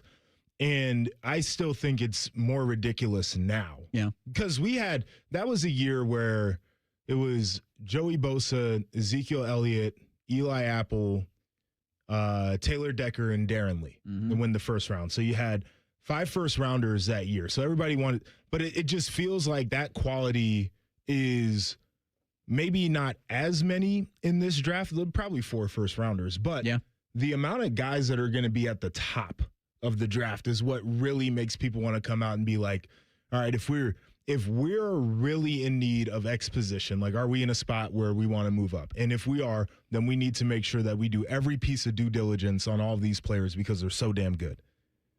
And I think it's the same we talked about with the combine. Ohio State's got 5 first-rounders probably when you throw Caden McDonald in there somewhere towards the back end. But you've got 4 that possibly could go in the top 10.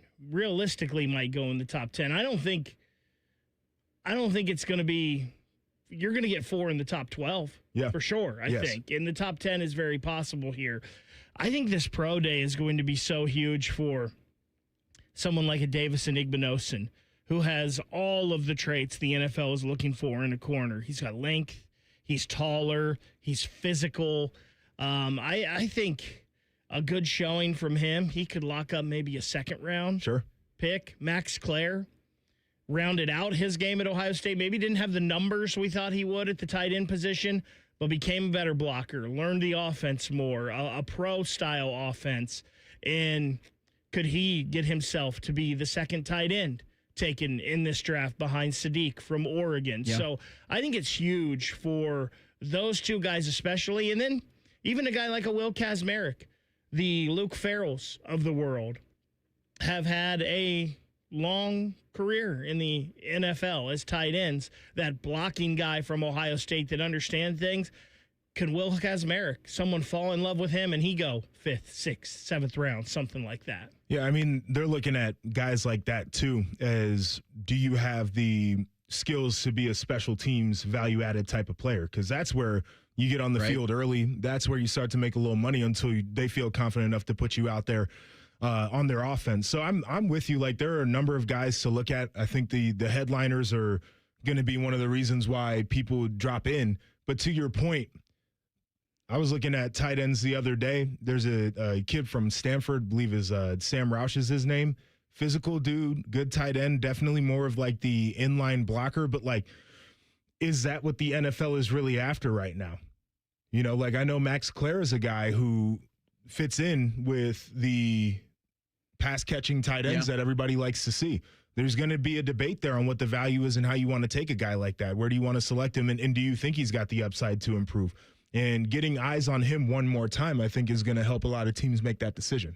Joshua, does Sonny, does Arvell, does Caleb need to do anything on Wednesday but just show up in a T-shirt and shorts and look gigantic? Yeah, I think I think Caleb is the one that people would want to see run around and do some stuff because they're still, you know, like, the biggest knock on him is he's not an elite size guy, and he's not an elite athlete. He's very good, right? Like, we obviously know what type of football player he is, but when it comes down to measurables and testing and those types of things, I think there's a question. So I'm not saying he needs to run a 40 and do all that kind of stuff, but I think people need to see him running around in drills looking like the safety that they saw on tape, because that's the one knock that pops up when people talk about him. Did you have anybody with you when you did your pro day that wasn't going to do anything? It wasn't going to do any working out, was going to show up and answer questions and talk with NFL talent evaluators, and then someone from the league got in their ear and said, hey, maybe give it a go. Do one of these 2 things, and they ended up doing it and ended up really boosting. Because I look and think of Max Clare, and I go, he's very much, for me, like a turn-on-the-tape guy. Mm-hmm. And so many of these guys are, right, where you go, I know they're great athletes because they played at Ohio State. That's a prerequisite to get in the damn door. Right. But some of the turn on the tape. But for Clare, to your point, like, didn't get to showcase as much as you thought before he transferred his pass-catching abilities, but he showed that he could throw dudes into the ground at a blocking tight end. Would that... And he'll definitely work out, because I think that needs to be, he's one of those guys that can and needs to. But for the other guys at the top, yeah, maybe they don't, but then someone says, maybe you should.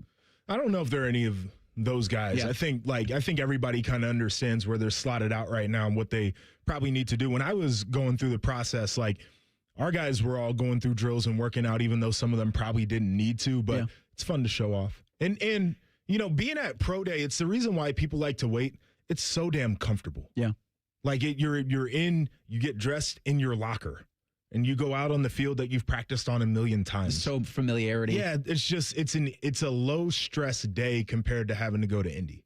And it's a busy week in terms of schools that have their pro days. So on the 25th, that's on Wednesday, you also have Alabama, Arizona, Nebraska, A&M, and Wake Forest, UCF. Florida, Texas Tech will be on Thursday. So I know Tech and David Bailey, obviously he's one of, if not the best defensive end or Lee defensive Hunter, lineman, right? Those guys. Jacob Rodriguez.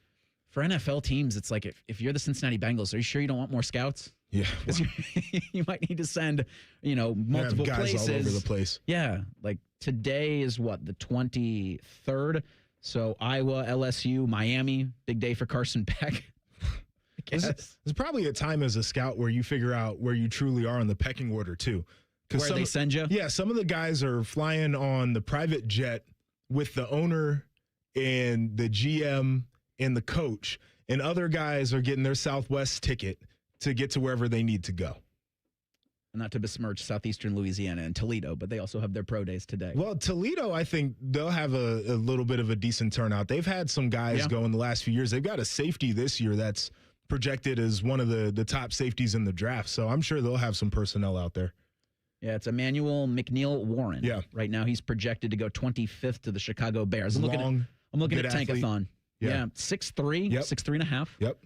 I think right now they have their combine heights. We're getting out of program heights. Which I love. Where are you, Diego Pavia? 5'4".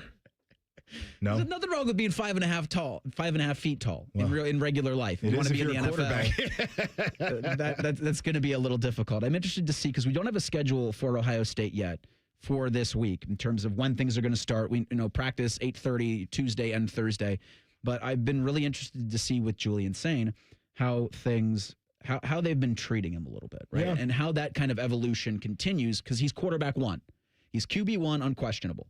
And if every week they make him available, in a kind of way to make him step out of that comfort zone, that where he wasn't and he will never be the Will Howard, but you want your leader to be a when the bleep hits the fan, I'm the guy everybody looks to. Right. And for, Julian, you'll have Jeremiah always there. Sure. I think Bo Jackson, especially with his play on the field, rounded out into really the prototypical running back. I mean, the guy that can do it all as a true freshman is another guy people will look to, but it always, at the end of the day, will be on the quarterback. It's got to be. It's got to be on the quarterback. I think spring for a guy who was a starter all last year, was a Heisman finalist, can you refine your game? How many reps do you really need? Can we save your arm? I think for Julian, because he is still so young, this has to be competitive. And I think that helps him in taking his game to the next level, which is really crazy when you think about a next level for a guy who played that well to come in. But certainly we saw at the end of the year, like, there is some work to be done. I think that also helps you when you have a Tavian St. Clair, who nobody's anticipating is going to take a lot of snaps this year, because, you hope Julian's healthy and he's going to be the guy. But in case you need him, and I was on a team where we needed 3 of those dudes to get the job done, like, having them feel like they're really going out there on a day-to-day basis and competing helps both of them elevate their game. And that's kind of the balance that you're looking at, where you have an incumbent starter, is you don't want him to just feel like he's got the keys and the work is already done. Like, everybody needs to feel like they're working. And that's one thing I was thinking about when I was thinking about spring ball last week and hearing Ryan Day talk for the first time, was I wonder if as we go along here, when he gets asked about quarterbacks, well, Tavian St. Clair has really come a long way. He's looked good. And, Justin Martin has come in here, and he's a guy that we think we could win some games with if we needed to. And, let's praise Julian too, but let's also pump these other guys up as well, twofold, to give them some confidence and have them ready. And also, hey, Julian, they're right here with you. Right. You're still our guy, but. Listen, at a place like Ohio State, every player you recruit them to be a starter. I don't think you're recruiting anybody to say that we just want you to as a depth piece. No. At some point, we need to feel like you can go out there as a starter and win games. And I think your quarterback should always feel like they got recruited because they can start in the place that they're supposed to start at. Austin Ward in 2 minutes. It's Bishop and Friends on the Fan. Raise your hand if you're excited about feeling older faster than you should. No takers? Yeah, I didn't think so. Ongoing pain makes you feel older than you are, but here's the good news. QC Kinetics patients right here in Columbus, they're getting relief right now, feeling younger and jumping back into life, full speed ahead, and that didn't happen in an operating room. My friend Dr. Ray Tesner and his team use the latest regenerative treatments backed by real science. Treatments that take the tiny, powerful healing tools inside your body, concentrate them right where you need the relief the most. This is how I was treated. I had a knee issue. I went in there. We had a consultation. I went through a series of treatments. And you know what? After a handful of months, my knee started feeling better and better until I was able to get out there and do the things I loved again. It's all true. It's all real. The sooner you get started, the sooner your inflammation eases and the sooner you'll start feeling better again. So find out if you're a candidate at your free consultation at qckinetics.com/Columbus or 380-208-4544. My house has a new glow. I love my windows. Universal Windows Direct. Right now, buy 2 windows, get 2 free in 24 months with no payments or interest, plus $500 off. Restrictions apply. Call 614-502-5220. Like me, you'll be saying, I love my windows. I love my windows. They've got that brand new home effect.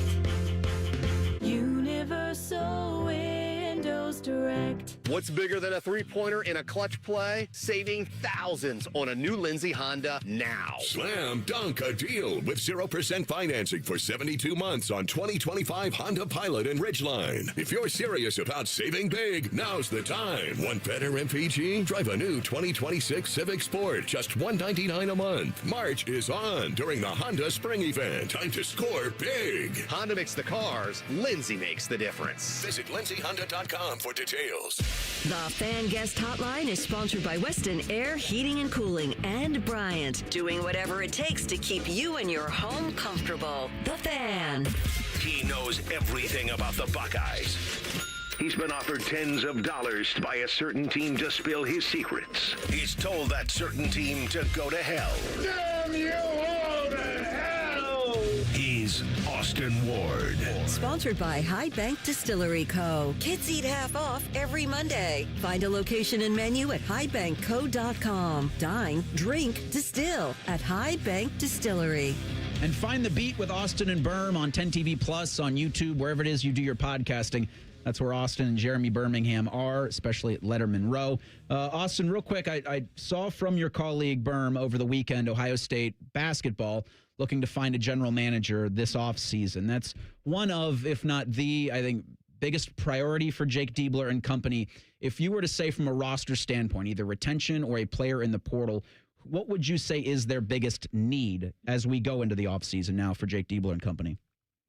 Yeah, I mean, if you're losing Bruce Thornton, the record-setting, record-breaking, all-time leader in scoring for Ohio State, you need a point guard, you need a scorer.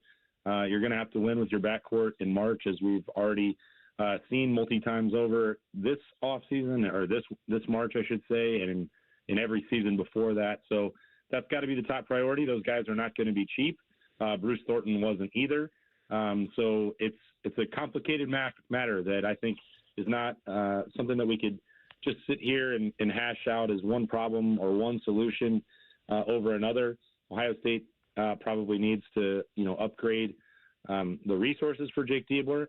Jake Diebler needs to probably do a better job of evaluating the talent or getting help to do that, as Byrne mentioned, and as Mick Walker has also been working on over the weekend at Letterman Row, what that front office structure looks like for Ohio State basketball and how much of that they can maybe duplicate from the football side, but then also, let's tie in, Ross Bjork and athletic department administration and how much they think, funding needs to be allocated to basketball compared to football. So we could talk in circles on that one. I don't have, Reeser, a great answer for it because, every single area is going to lead us into a different path. And I know it's a terrible answer to the question you asked, but it's a daunting, I think, task that's in front of that program to get to, into a second weekend, into a spot where I think a lot of Ohio State fans expect it to be. I think it's a big task for sure, but the idea of the proper front office structure, I think, helps a lot of things in short order. But I wanted to flip it over, Austin, to Ohio State spring football. They're going to be back on the field this week after spring break. And if anybody took any trips, hopefully their flights all got back when they needed to. But just looking at the current roster construction, some of the pieces that may be left from last year, some of the very few concerns I think about the team coming off of the way that things ended. Like, what is your biggest point of emphasis or maybe biggest concern that they need to address this spring? Yeah, great question, JP. And I feel a lot more comfortable charting the course forward for football than Ohio State basketball because there's so much talent that is already in the Wade Hayes Athletic Center. So, week one before spring break, you know how this works, JP, that you don't have the pads on. It's hard to get a real read on that. But we know how the way the season ended with the offensive line, working in tandem with Julian saying, pressure getting to him, too much pressure allowed, lack of explosiveness with the run game. I think that's, as we get into practice number 3 tomorrow, it'll be the first time that we have a press conference with Arthur Smith as well. So, what is he trying to get accomplished with that offensive line? Will we start to see some different permutations, configurations, alignment with that group when they were, out there on the Tuesday and Thursday 2 weeks ago before spring break? That was the same group that we saw start the Cotton Bowl against Miami with Austin Sarabeld and Phillip Daniels at tackle. You had, Carson Hinsman, of course, still at center, Luke Montgomery at guard, and Gabe Van Sickle at right guard because Josh Padilla is out for the spring. Will we start to see, some different, looks?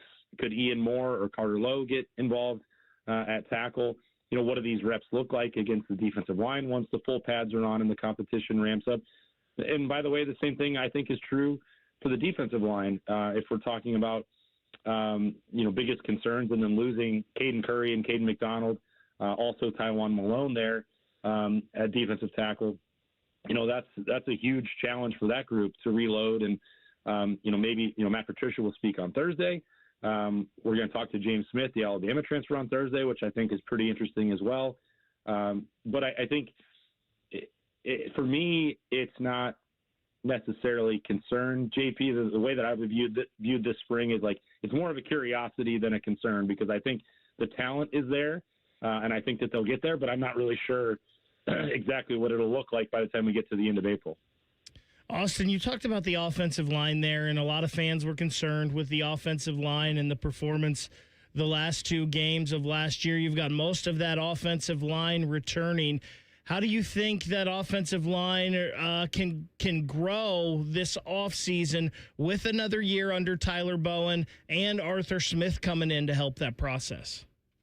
Yeah, I think what I find really interesting about this is that, much of the conversation has been about the growth and development of those younger guys that I mentioned, for Ian Moore to maybe jump into the mix, for Carter Lowe, to tap into his potential and maybe give Ohio State something different to think about and to evaluate other than Austin Sarabeld and Phillip Daniels there at tackle. But those guys are also not done in their development process. I think I guess I'll speak for myself sometimes that we get in these positions and it's like, what's this next guy? What's this 4-star? What's this 5-star?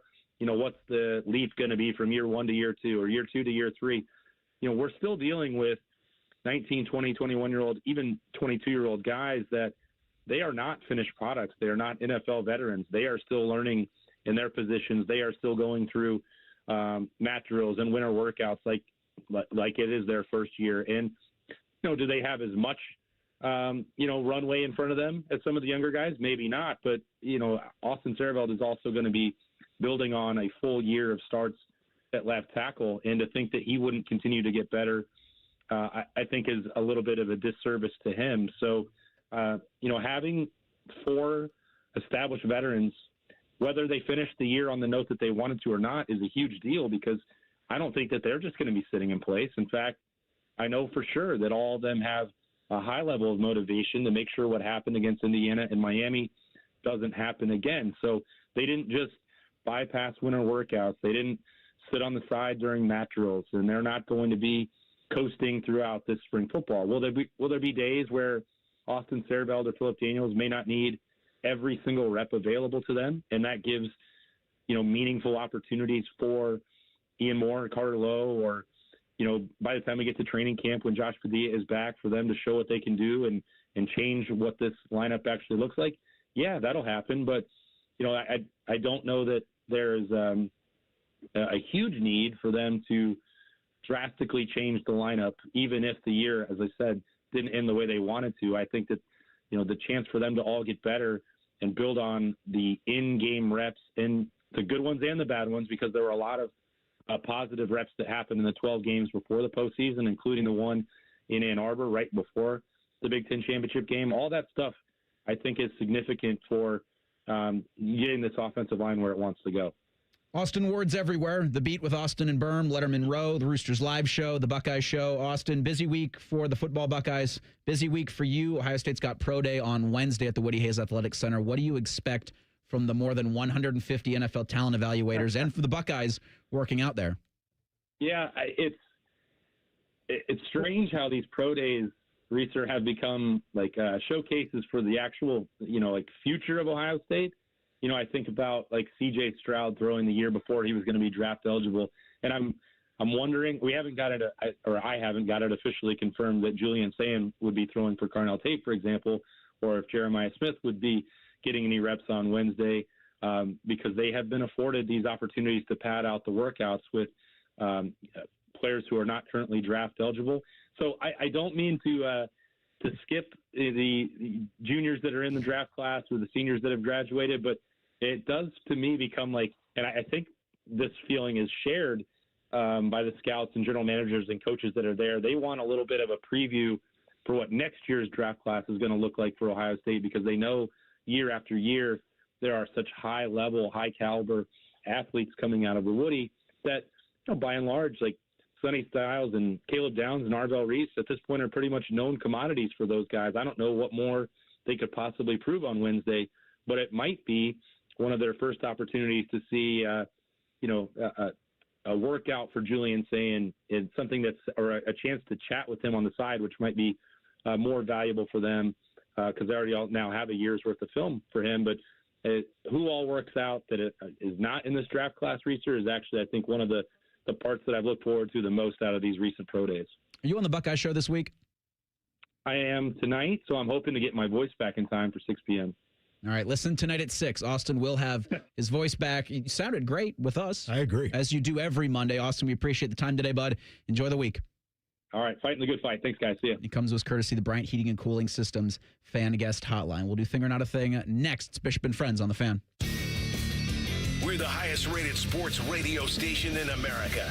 There's no joke there. We just are. The Fan, Ohio's sports destination. File now with TurboTax on Intuit Credit Karma. They'll find every credit and deduction or your money back. File in the Credit Karma app. I'm Leslie from Pella Columbus. And I'm Wilson from that other window place. And are you tired of windows so drafty that your curtains blow in the wind even after you shut your windows? Sounds like a problem, Wilson. It's why at the other window place, we now offer curtain tie-downs.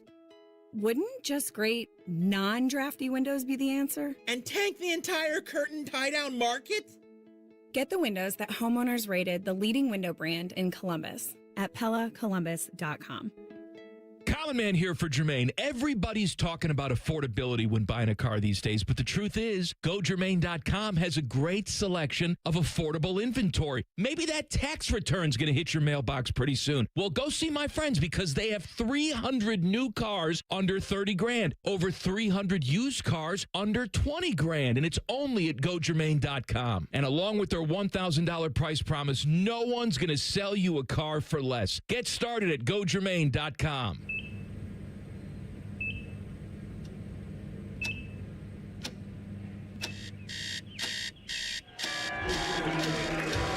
Got this. Breathe. You got this. You got this.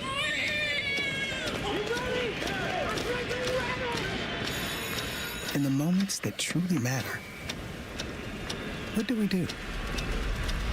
Rise to the occasion. Ohio Health. It's time. When you saw your heating bills this winter, did you think this is out of control? The problem is your house is leaking money, and the only thing higher than your heating bills are your cooling bills. Steve here from USA Insulation. Let us fix your energy bill problem for good. If you aren't foam insulated, you really aren't insulated. For $99 a month, Interest-free, we'll foam your home and help cut those energy bills.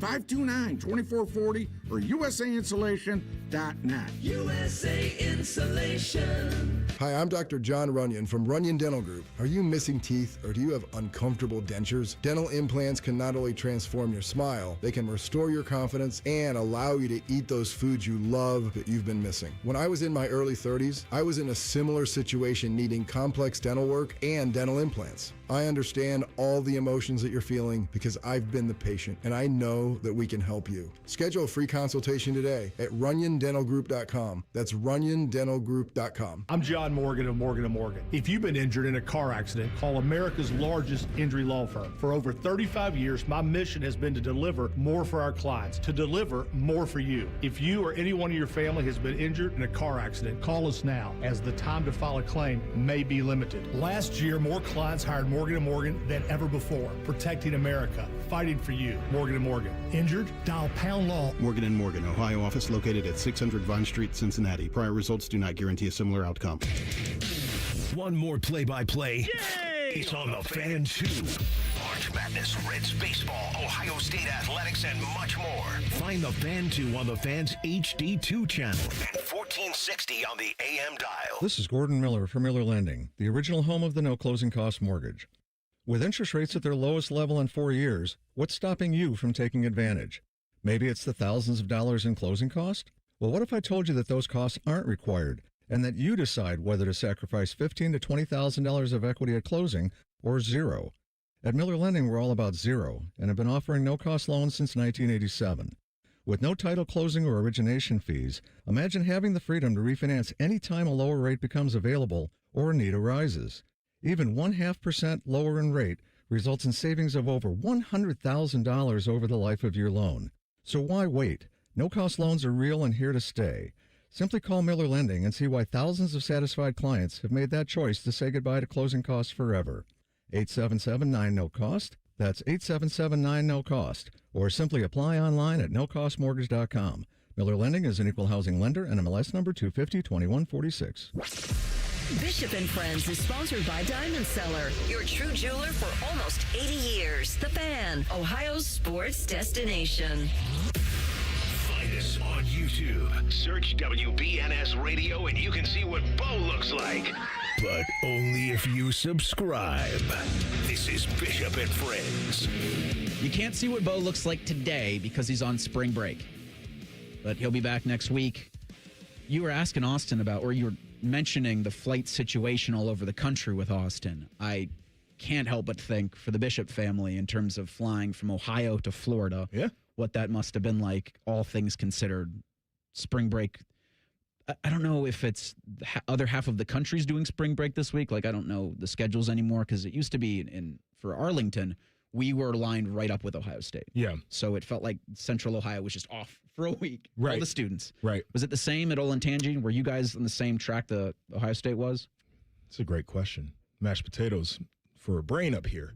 I cannot remember. Never. Well, it's, you've had a lot of trauma. time between then. I wasn't going to say it. I was going to say time between. No, it's all good. So my wife has a brother who is at Ohio State. Her siblings are very spaced out, if you can't tell.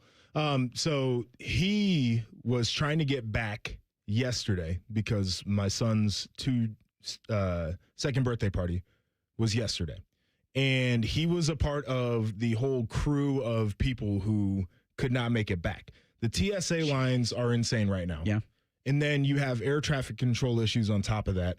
And then you have spring breakers. The volume of people. Yeah. Right. So I told him part of his issue is that he was flying the Greyhound of the Sky, which is Spirit Airlines. Oh, no. Because they're very unaccommodating. Yes. But he said that he can't get back. And I think part of this is I'm going to take advantage of the spring break if I can't get back.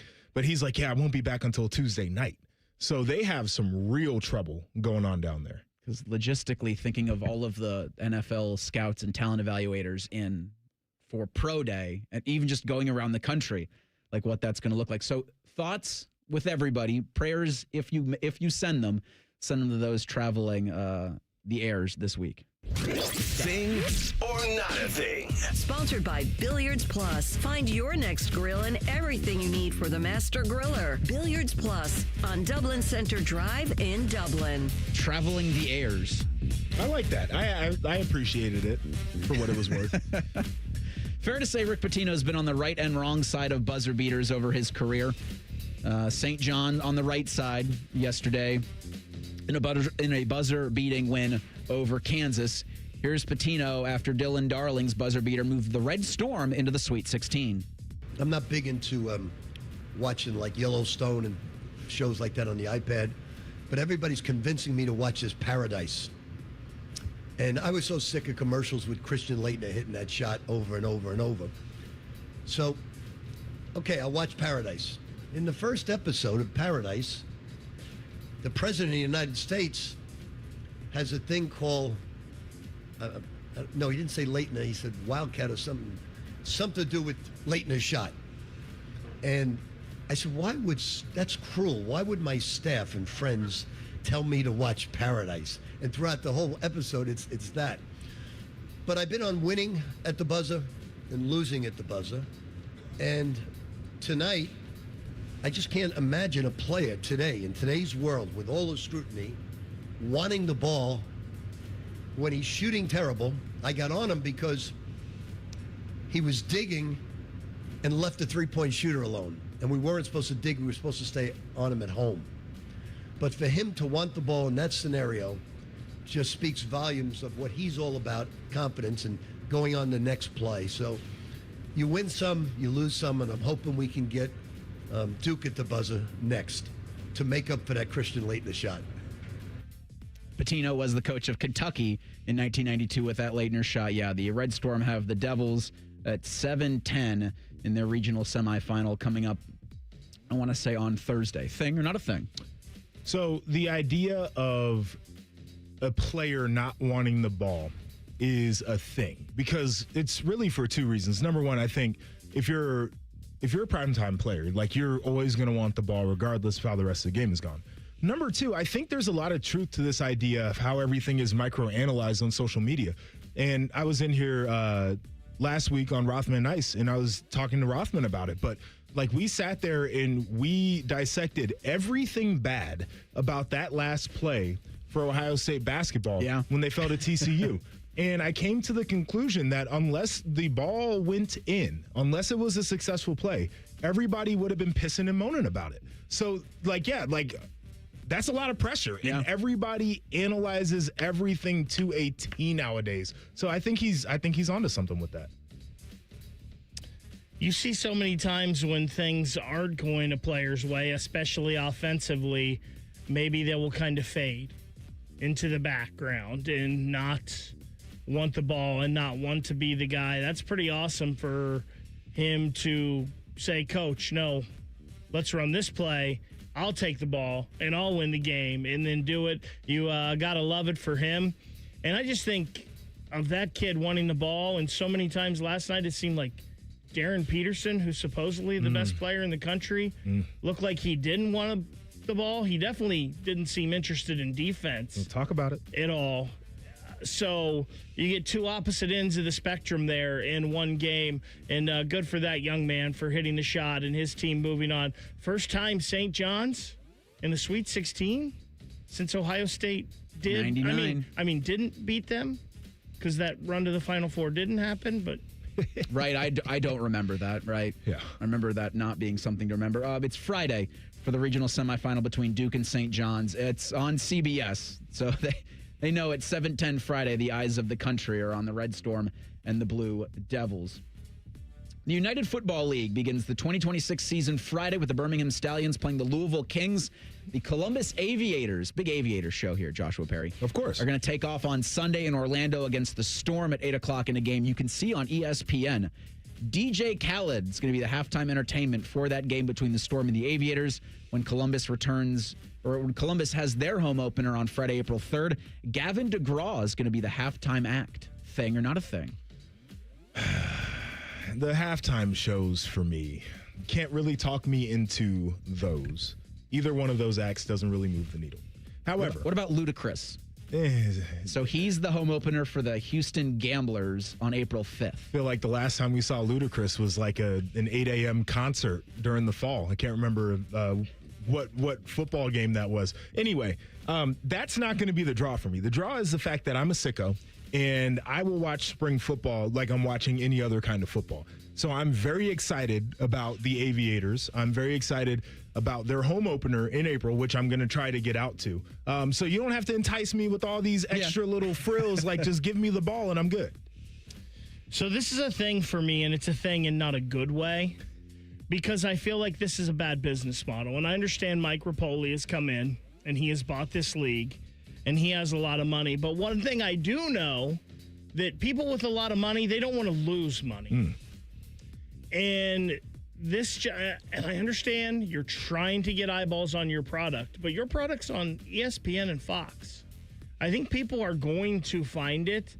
This seems like a big waste of money to me for a league that is already behind the 8 ball. Sure. A league that has been tried multiple times and hasn't worked out. So to me, save that money, spend it in a little better marketing for your program, or better, I don't know, just save the money for your league that you can put into making the league a success, because I don't think your 10-minute halftime show is going to do it in the beginning. So forgive me if I'm being ignorant here. Is he involved in any other business ventures right now? Well, he's the owner of like Vitamin Water and Body Armor and my ignorance there. So I have this theory that for years, WNBA owners who also own NBA teams or whatever the other deals were, they would intentionally stack losses into the WNBA for tax purposes. I think it helps them on their balance sheet when they're doing accounting come tax time. And so part of this, I think, is maybe it works marketing from a business standpoint. Maybe it doesn't. But if I lose a little bit of money here, at the end of the day, I'm writing it off. This is going to help me. So it's from a business standpoint, these guys, to your point, they never like losing money. So I don't think they ever do these things without understanding exactly how they're going to offset the loss. We'll talk about some winners and losers coming up next. It's the Weekend Blitz. Bishop and Friends on The Fan. 1, 2, 3. Here at The Fan is always football o'clock. Proud to be your home of the Buckeyes, Browns, and all the NFL games you can handle. The Fan. Hey, folks. Jason Horowitz here from Westwood One with an NCAA tournament schedule preview. The first weekend of March Madness is in the books, and now it's on to the Sweet 16. This Thursday, the action will come from Houston and San Jose. Then on Friday, the spotlight shifts to Chicago and Washington, D.C. To catch all the action, be sure to stay tuned for Westwood One's exclusive coverage of this year's NCAA men's and women's tournaments right here. O'Reilly. Right now at O'Reilly Auto Parts, get 5 quarts of Valvoline full synthetic motor oil and a MicroGuard Select oil filter for $36.99. Limits apply. See store for details. Trust our professional parts people to recommend the products for your next oil change. Visit your O'Reilly Auto Parts store or shop online at O'ReillyAuto.com. O'Reilly Auto Parts. Forget the pot of gold. Save some green at all 4 Coghlan Kia locations. Get 0% plus no payments for 90 days on select new Kia Sorentos, Sportages, and Tellurides. Or buy a new 2026 Kia K4 for $279 a month. Visit CoglanKia.com. Coghlan has the car for you.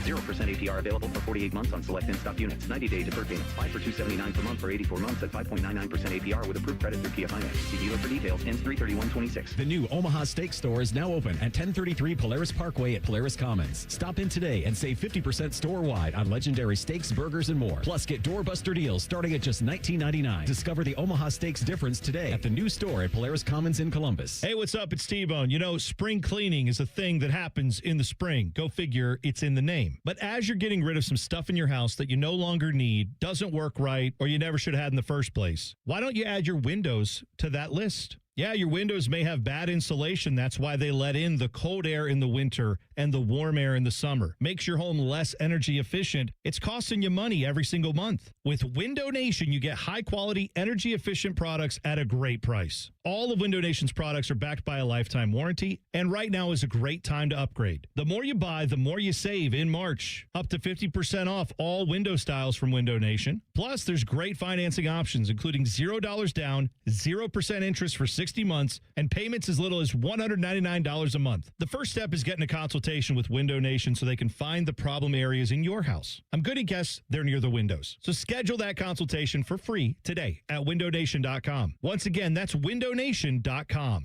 Thursday is Red's opening day, and that means free Coney Day at Skyline Chili. Hit your neighborhood Skyline to get a free cheese coney with any beverage purchase all day Thursday.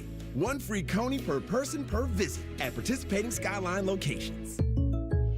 Jake from State Farm. I just beat my running PR, so I'm celebrating with the Banana Bonanza smoothie. Hey, and you can keep celebrating when you create an affordable price just for you by bundling your home and auto with the State Farm Personal Price Plan. Go bananas. I will. Hey, make it a large. Bundling, just another way to save with the Personal Price Plan. Like a good neighbor, State Farm is there. Prices are based on rating plans that vary by state. Coverage options are selected by the customer. Availability, amount of discounts and savings, and eligibility vary by state. Hi, I'm Michael from the Warren Treaty. You know the jingle. Now discover the facts about Ozempic, a GLP-1. Only Novo Nordisk makes FDA-approved Ozempic. Learn about the real thing. Talk to your healthcare professional today. Call 1-833-OZEMPIC or visit Ozempic.com to view the medication guide and to learn more about Ozempic. Semaglutide injection 0.5 milligram, 1 milligram, and 2 milligrams.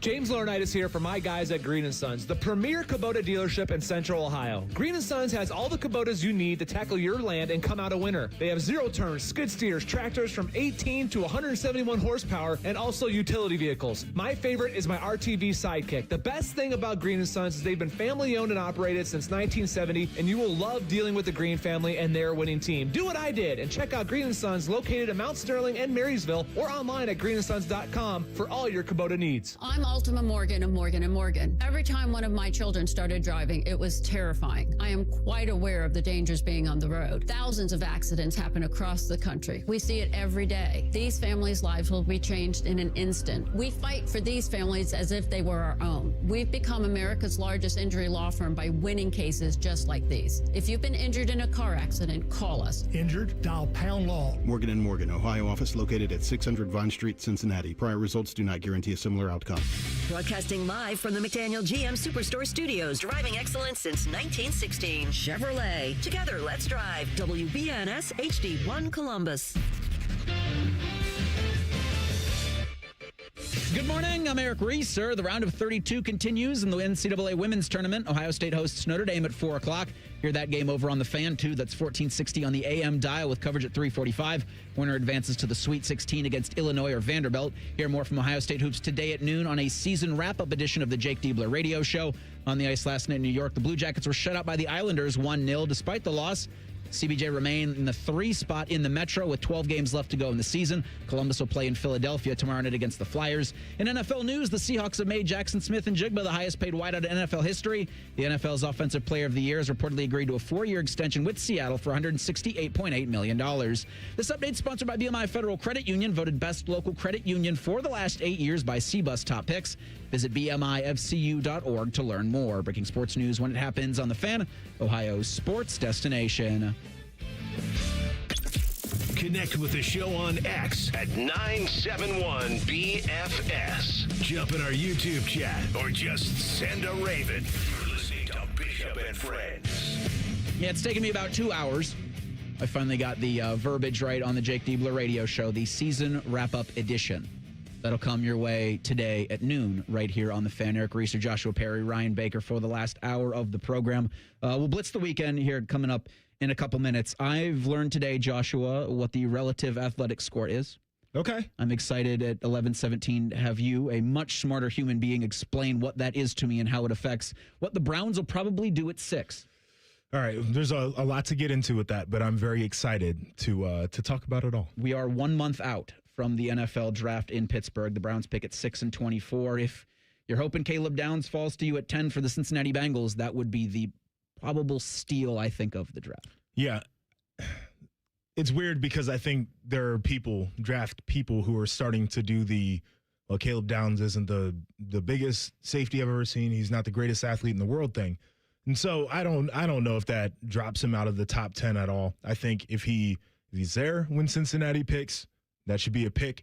And if he drops lower than that, I could see maybe the Cowboys being the backstop. Like, that's the lowest. Boy, they could use him too. They really could, but I don't think he's getting past that at all. So we'll see what happens. But the discourse has started to get a little bit weird around him, and I don't like that. Yeah, with number 2, just turn on the tape. That's all you need to do. Do not overthink that when it comes to Caleb Downs. He's smart and he's a golfer. Sorry. Bishop and Friends present a weekend sports blitz. Sponsored by Metal Supermarkets. Visit metalsupermarkets.com/Columbus for all your metal needs. All right, Joshua, of the many things that happened this weekend, what did you have? All right, so there was that weird flag football deal that was going on that tournament. And one of the things that I had was that the USA flag football team, the guys who are flag football pros, if you want to call them that, would beat the NFL guys. I talked about this a little bit earlier when I did my segment with T-Bone and Tyvis. But the conversation around all these NFL guys who want to go get a gold medal in the LA Olympics, blah, blah, blah, it's a different sport. It's a bit of a different skill set. The field dimensions are different. The pace of the game is different. How you have to avoid people tackling you is different. And I just never thought it was going to be as easy as these guys are great pros in the NFL. They're just going to go out there and play flag football and like beat dudes who have been doing it as like they're given, I don't want to say profession, but they're given craft for a long time. So I had that and I was actually glad to see it. Baker, what'd you have? So we talked about this a little bit earlier, and even though the experts were telling me different, I just felt like when you got into the brackets that this was going to be a pretty chalky tournament. There wasn't a lot of huge upsets that you saw. I don't think there was a lot of, well, I think this 3 or 4 seed is going to do this or that. Now, I did make the mistake, and I did believe that Darren Peterson would come out to play in this tournament for Kansas, and I did have them going a little further. But when you looked at it, there was a lot of 1s and 2s, maybe a 3 that you had going through to the Elite 8, but there wasn't a path for Cinderella. It sure didn't seem like, and it's turned out to be the way that's the case. Yeah, this is the 4th NCAA tournament with 1 double-digit seed onto the round of 16. That's Texas. The Longhorns are in no way, shape, or form a Cinderella. I had that Miami would have needed to shoot better than 50% from the field to take down Tennessee. They didn't get close. I think they were 7 of 29 from beyond the arc. Disappointing end to an awesome run by the Red Hawks. And I'll just say this right now. I know the season wrap-up edition of the Jake Diebler radio show is coming up at noon, and he won't be able to say anything to it, but I would hope that there was a call from a 614 area code or a text to a Luke Skulljack down at Oxford. You up for popping in the portal? April 7th is when that opens. Hopefully it was a call and not a text. Oh, that's true. Yeah, we don't need to be Freedom of Information Act. That's right. On that. Joshua, what did you not have? Okay, so this is, follow me here. So LeBron, saw this on a graphic. First 806 games, 27 points per game, 7.2 rebounds per game, and 6.9 assists per game. Last 806 games, 26.2 points per game, 7.7 rebounds a game, 7.9 assists per game. We knew that consistency was probably his superpower. But the numbers being that close over the first half of a career and the second half of a career, even having watched it all, is still unthinkable to me. So does it mean anything? And I don't know, not really. Like, they have made their decision about how they feel about him and the GOAT debates and how they feel about Jordan or whatever the case is. But having been a high-level athlete, the one thing that you want is consistency. And to be consistently good, he's been consistently great. And I think it's mind-boggling every time I see one of these graphics. I didn't have, with all the talk about the NCAA tournament, I didn't have maybe the biggest upset of the tournament so far being Iowa over Florida. Florida was a team that I know they lost in the conference tournament, but they had been playing pretty well heading into this thing. Iowa was a team that had not been playing super great. So to see Iowa get that win last night, 73-72 over the number 1 ranked Gators, I was pretty shocked. I didn't have a great many things in the NCAA tournament, so our Bishop and Friends Bracket Challenge, we got up to 270 entries by Thursday's noon cutoff. My bracket's 172nd on that. We did a nonsense bracket where we picked the regions based off of things like who would our dog be rooting for. That's 256. How about Nebraska, though? Nebraska's still in it. Yeah, we theorized last week that my dog Odie and Bo's dog Buddy Garrity would root for Nebraska coming out of that, would it be South region? Because the Cornhuskers are friendly farmer. And dogs love friendly farmers. Sure. We picked almost as much corn out of that region as what's actually happened. So the short of the long is nobody knows anything about how to do these damn brackets. But thanks to Connor again and Chris for doing the legwork, for getting 260 people on ESPN.com to yell about their brackets with us. We appreciate you. Player who impressed, Joshua. All right, I'm going to pick a player who their team lost, but I could not stop watching him. It was Rob Martin from High Point. He's a 5'10" dude who was a bucket in that game. I think he was averaging somewhere in the range of like 15, 16 points per game over the season and dropped a 30 ball and was really one of the reasons why that game was like hyper competitive down to the wire. So like for me, we talked about drama. This is also one of those where it's like you need one guy to have an elite performance, and watching a dude who just looking at him on the court, you're like, boy, he does not look like a college hooper. Go out there and just give people buckets was awesome.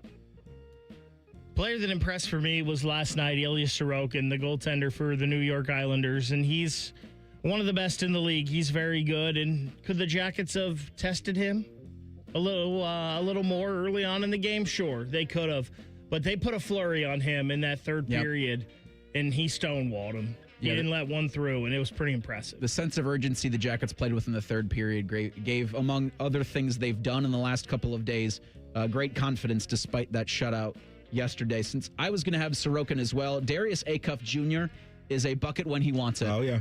If I'm an NBA team and I got the number 1 overall pick, yeah, I'd probably do him. And I've got Arkansas in my bracket. I know nobody wants to talk about their own individual brackets, but I've still got Arkansas. They're my national champions. So you'd probably pick him. Right? Is that what you're saying? Like, just phrasing? You probably doing pick a bad him. job with that this morning, right? You probably pick him. What did I say? I don't want to repeat it. Probably have him?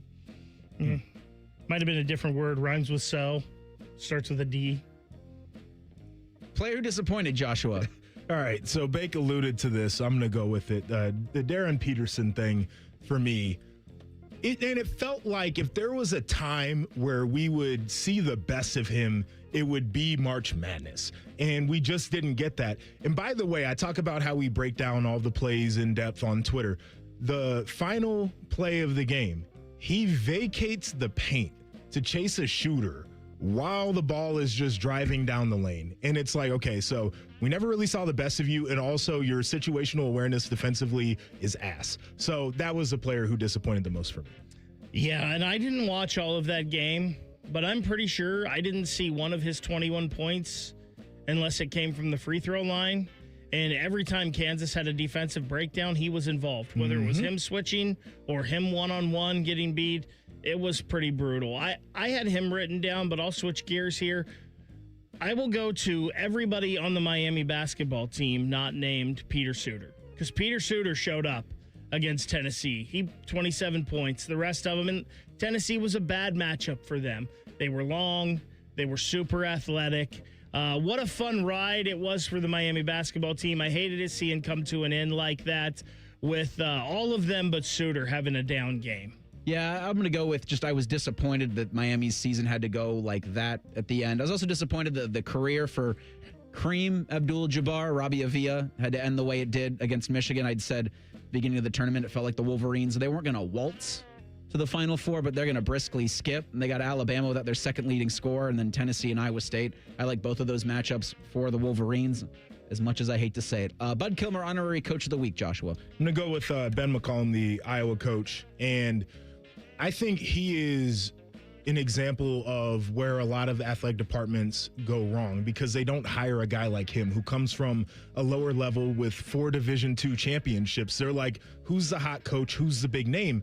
And it feels like we see these stories all the time of a guy who's done it at a lower level who steps up and immediately is successful. So I think he deserves that.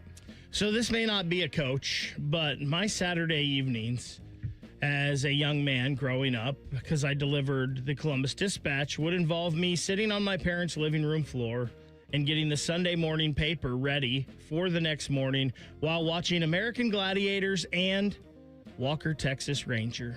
So when I got the news that Chuck Norris passed over the weekend at the age of 86, young Ryan was pretty sad about that. Somewhere deep down inside, Chuck Norris, a legend.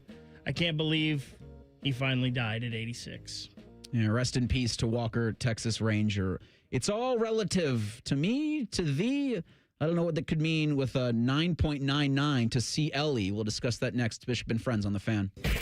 Tweet from a listener. Are you carrying the Buckeye game today? Considering we've never not carried one, yes. The answer is yes. The Fan. Hey there, friends. High Bank isn't just award-winning whiskey. They also make the best vodka in America. With 3 Central Ohio locations serving scratch-made food and craft cocktails, High Bank is perfect for date night, game day, or drinks with friends. Learn more at highbankco.com. Dine, drink, distill at High Bank. Hi, I'm Dr. John Runyon from Runyon Dental Group. Are you missing teeth, or do you have uncomfortable dentures? Dental implants can not only transform your smile, they can restore your confidence and allow you to eat those foods you love that you've been missing. When I was in my early 30s, I was in a similar situation needing complex dental work and dental implants. I understand all the emotions that you're feeling because I've been the patient and I know that we can help you. Schedule a free consultation today at runyondentalgroup.com. That's runyondentalgroup.com. Call the folks at Buckeye, night or day. Hi, this is Max with Buckeye Heating and Cooling. Like your vehicle, your heating, cooling, and plumbing systems need to be maintained. We recommend our True Comfort membership designed to keep things working in tip-top shape. Thanks for letting us keep your home comfortable and plumbing worry-free. But when you need us, call 614-683-9911. Call the folks at Buckeye, night or day. Want to start testosterone therapy? Go to Low T Center, the area's #1 TRT clinic for effective, custom testosterone covered by insurance. This month, get a free men's T-test and discounts on peptides. Head to lowtcenter.com now and book your free test. Hey, America, want to save $1,000 and get free internet forever? That was a rhetorical question. Switch to Spectrum and save $1,000 guaranteed. Seriously, you can hold us to it. We call it the Spectrum Savings Guarantee. Just switch 4 mobile lines to Spectrum and we'll give you free fiber-powered internet forever. Yeah, free internet forever. And we guarantee $1,000 of real savings in your first year, or we'll cover the difference. It's a guaranteed no-brainer. Learn more at spectrum.com/free forever. Spectrum Internet is powered by fiber and connected to the premises by coaxial lines. Restrictions apply. Forget the pot of gold. Save some green at all 4 Coghlan Kia locations. Get 0% plus no payments for 90 days on select new Kia Sorentos, Sportages, and Tellurides. Or buy a new 2026 Kia K4 for $279 a month. Visit CoglanKia.com. 0% APR available for 48 months on select in-stock units. 90-day deferred payments. 5 for $279 per month for 84 months at 5.99% APR with approved credit through Kia Finance. See dealer for details. Ends 3/31/26. When you saw your heating bills this winter, did you think this is out of control? The problem is your house is leaking money, and the only thing higher than your heating bills are your cooling bills. Steve here from USA Insulation. Let us fix your energy bill problem for good. If you aren't foam insulated, you really aren't insulated. For $99 a month, interest-free, we'll foam your home and help cut those energy bills. 529-2440 or usainsulation.net. USA Insulation. The Jackets hit the road for a battle with the Flyers. Live fan coverage starts Tuesday night at 6:30. Sponsored by Atlas Butler Heating and Cooling. Proud to be your flagship home of the Columbus Blue Jackets. The Fan.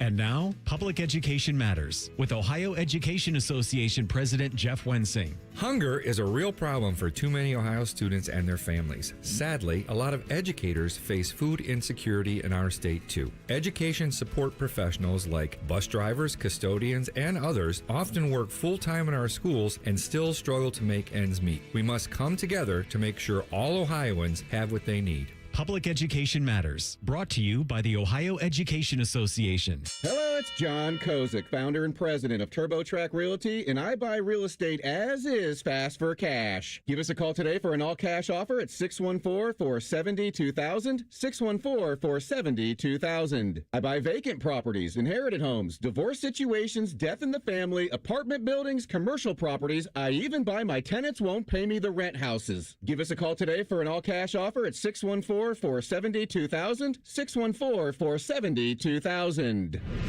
Fan weather. From the Logan AC and Heat Services Weather Center. Partly sunny skies for us today, but chillier. Highs will only get into the mid to upper 40s with breezy winds, and then for tonight, partly cloudy and cold with our lows down into the 20s.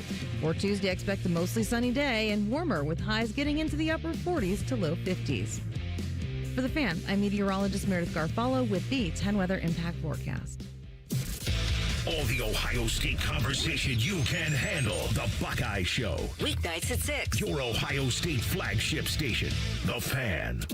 Our top men are working on everything except this show. We have top men working on it right now. Who? Top men. You're listening to Bishop and Friends. And Bishop and Friends is sponsored by Diamond Cellar.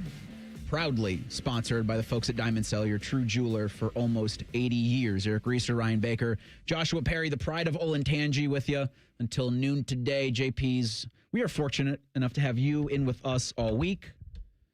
I've got to, and you've got to remind me sometime on why you hate the wardrobe department. So sometime before this week, we got to hear that story. I've written it down to make sure to remind you. It's not something we're going to get into today because we've just got, there's too much from the weekend that was. And there's too much in today for the rest of this program. We're a month out from the NFL draft in Pittsburgh, April 23rd, and the Browns are at 6-24. And Joshua, I've said, and I will maintain, just take Cornell Tate at 6. If he's not available, I'd be okay with Caleb Downs or best tackle available. Okay. Now, what best tackle available could turn into? It's a hell of a question. Is Georgia's Monroe Freeling, who I saw this morning and I went, what the hell is a relative athletic score? Well, the scouting combine, he earned a 9.99 out of 10. That reportedly is the second best score for his position since 1987. There have been over 1,500 tackles tested in it. He has the second best. What in the blue hell is a relative athletic score, and why does this have some people saying the Browns absolutely need to take him at 6? So it's a metric, obviously, but it's a composite. So what they do is they take all of your testing numbers and measurements from the combine specifically, not from Pro Day, but from combine, and they put it all together, and it spits out a number between 0 and 10.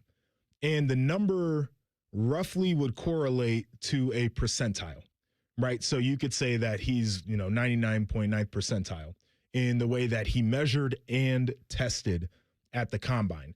And it just gives you an idea basically of like for a specific position, because I go on their website and I love these numbers because it just gives context, but you can take Monroe Freeling, for example, on this website, and you can change his position.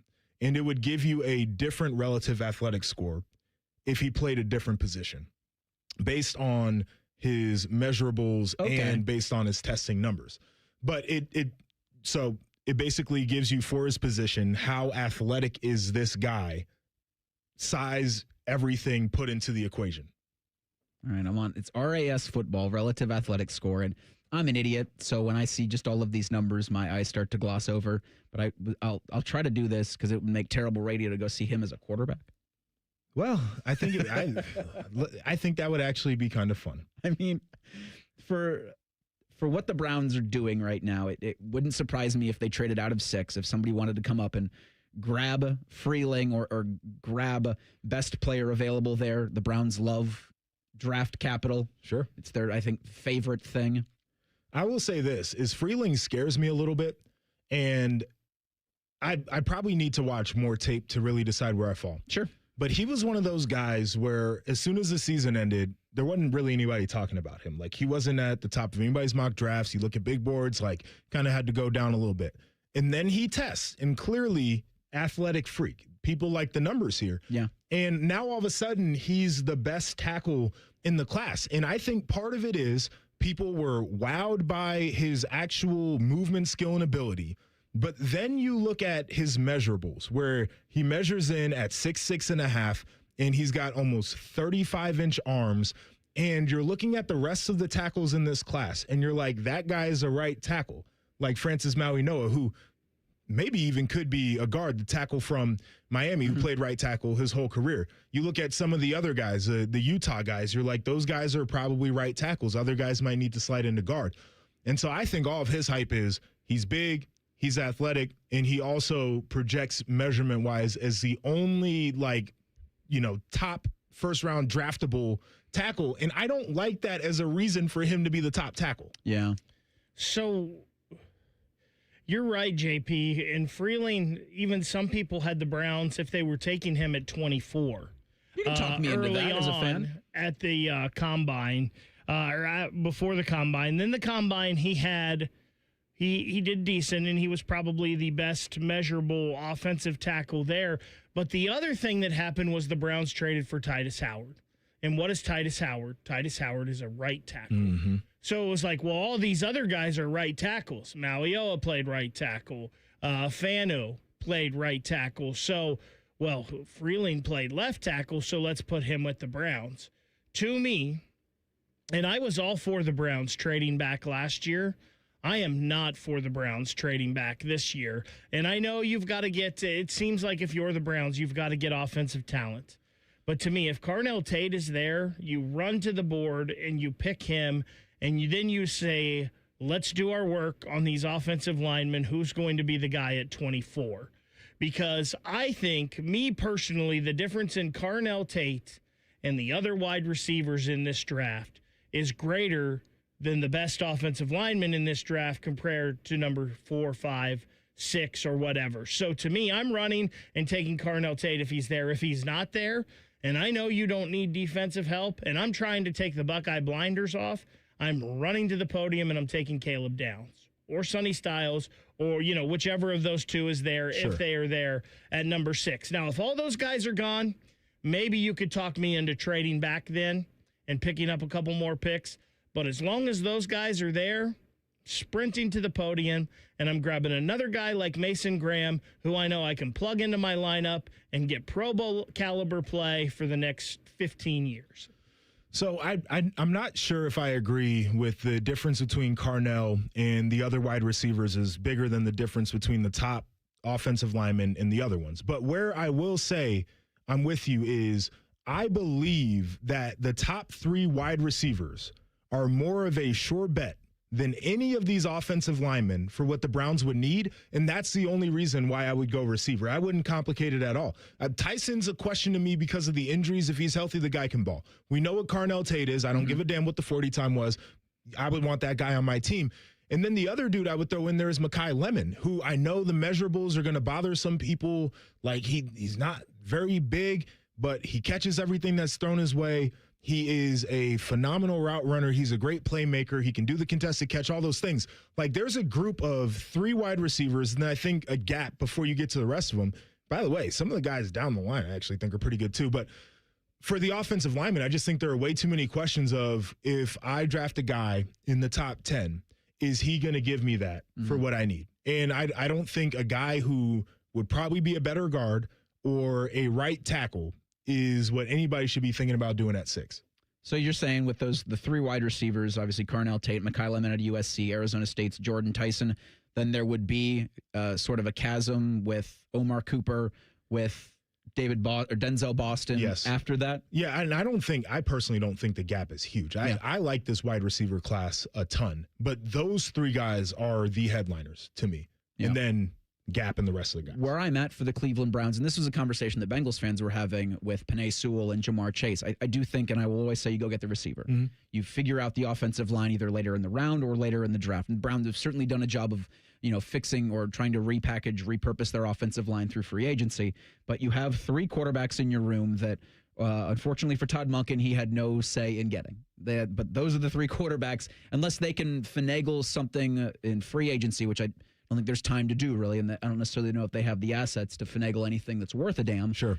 They've got Watson, they've got Shedeur, and maybe Dylan Gabriel. And I think to figure out if one of those guys can maybe possibly down the line be a starter, you fit them with the best talent. And I think Carnell Tate fits that for them.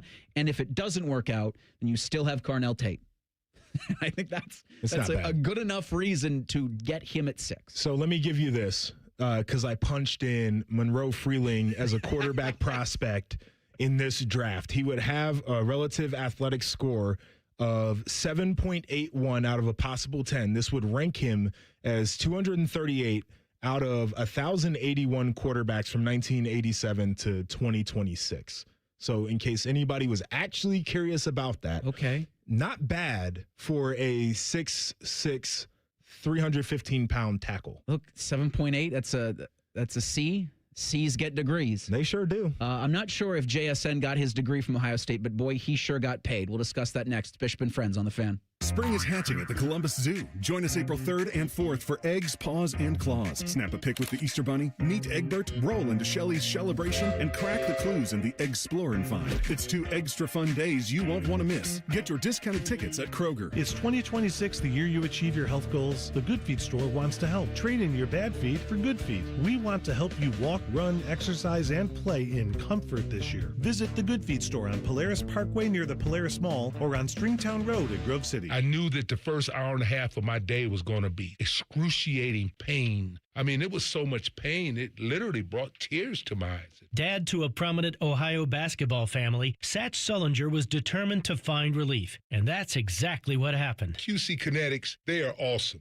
This is my body that they're using to repair itself. And so who wouldn't want to go for that? QC Kinetics natural treatments got Satch's attention. Finally, a way to get rid of that pain in his knees without going under the knife. And best of all, they used his own healing properties to give him relief. Since I've been having the treatment, I can go up and down steps. So I'm getting better. And my golf game shows it because I'm starting to hit the ball a little bit better now. Find out if you're a candidate for QC Kinetics treatments. Go to qckinetics.com/Columbus and call today for your complimentary consultation. 380-208-4544. That's 380-208-4544. Again, 208-4544. QC Kinetics. Hey there, friends. It's Bo Bishop here. You know High Bank for their award-winning spirits, but the food deserves just as much love. Enjoy happy hour with friends, brunch with family, and dinner that never misses. Make your reservation today at highbankco.com. Dine, drink, distill at High Bank. Hey, it's Bobby Carpenter. Score big at Germain Toyota of Columbus and drive home in the 2026 Toyota Tundra for 2.99% APR for up to 72 months and $1,000 in Toyota financial cash. Germain Toyota of Columbus on the corner of I-70 and Bryce Road or online at germaintoyota.net.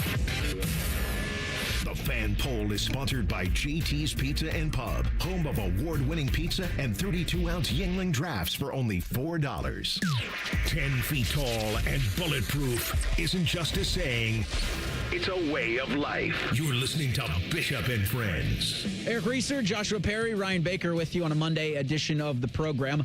The football Buckeyes are back to spring practice Tuesday, Thursday, and then on Wednesday, the NFL Pro Day. If you believe Austin Ward, and you should, Arthur Smith scheduled to speak tomorrow. You'll have Matt Patricia on Thursday. Joshua, I'm really interested to see, and to hear really, because seeing Arthur Smith in an Ohio State gear, the Woody Hayes Athletic Center is weird. Yes. But to hear him for the first time take questions from the Ohio State media is going to also be weird.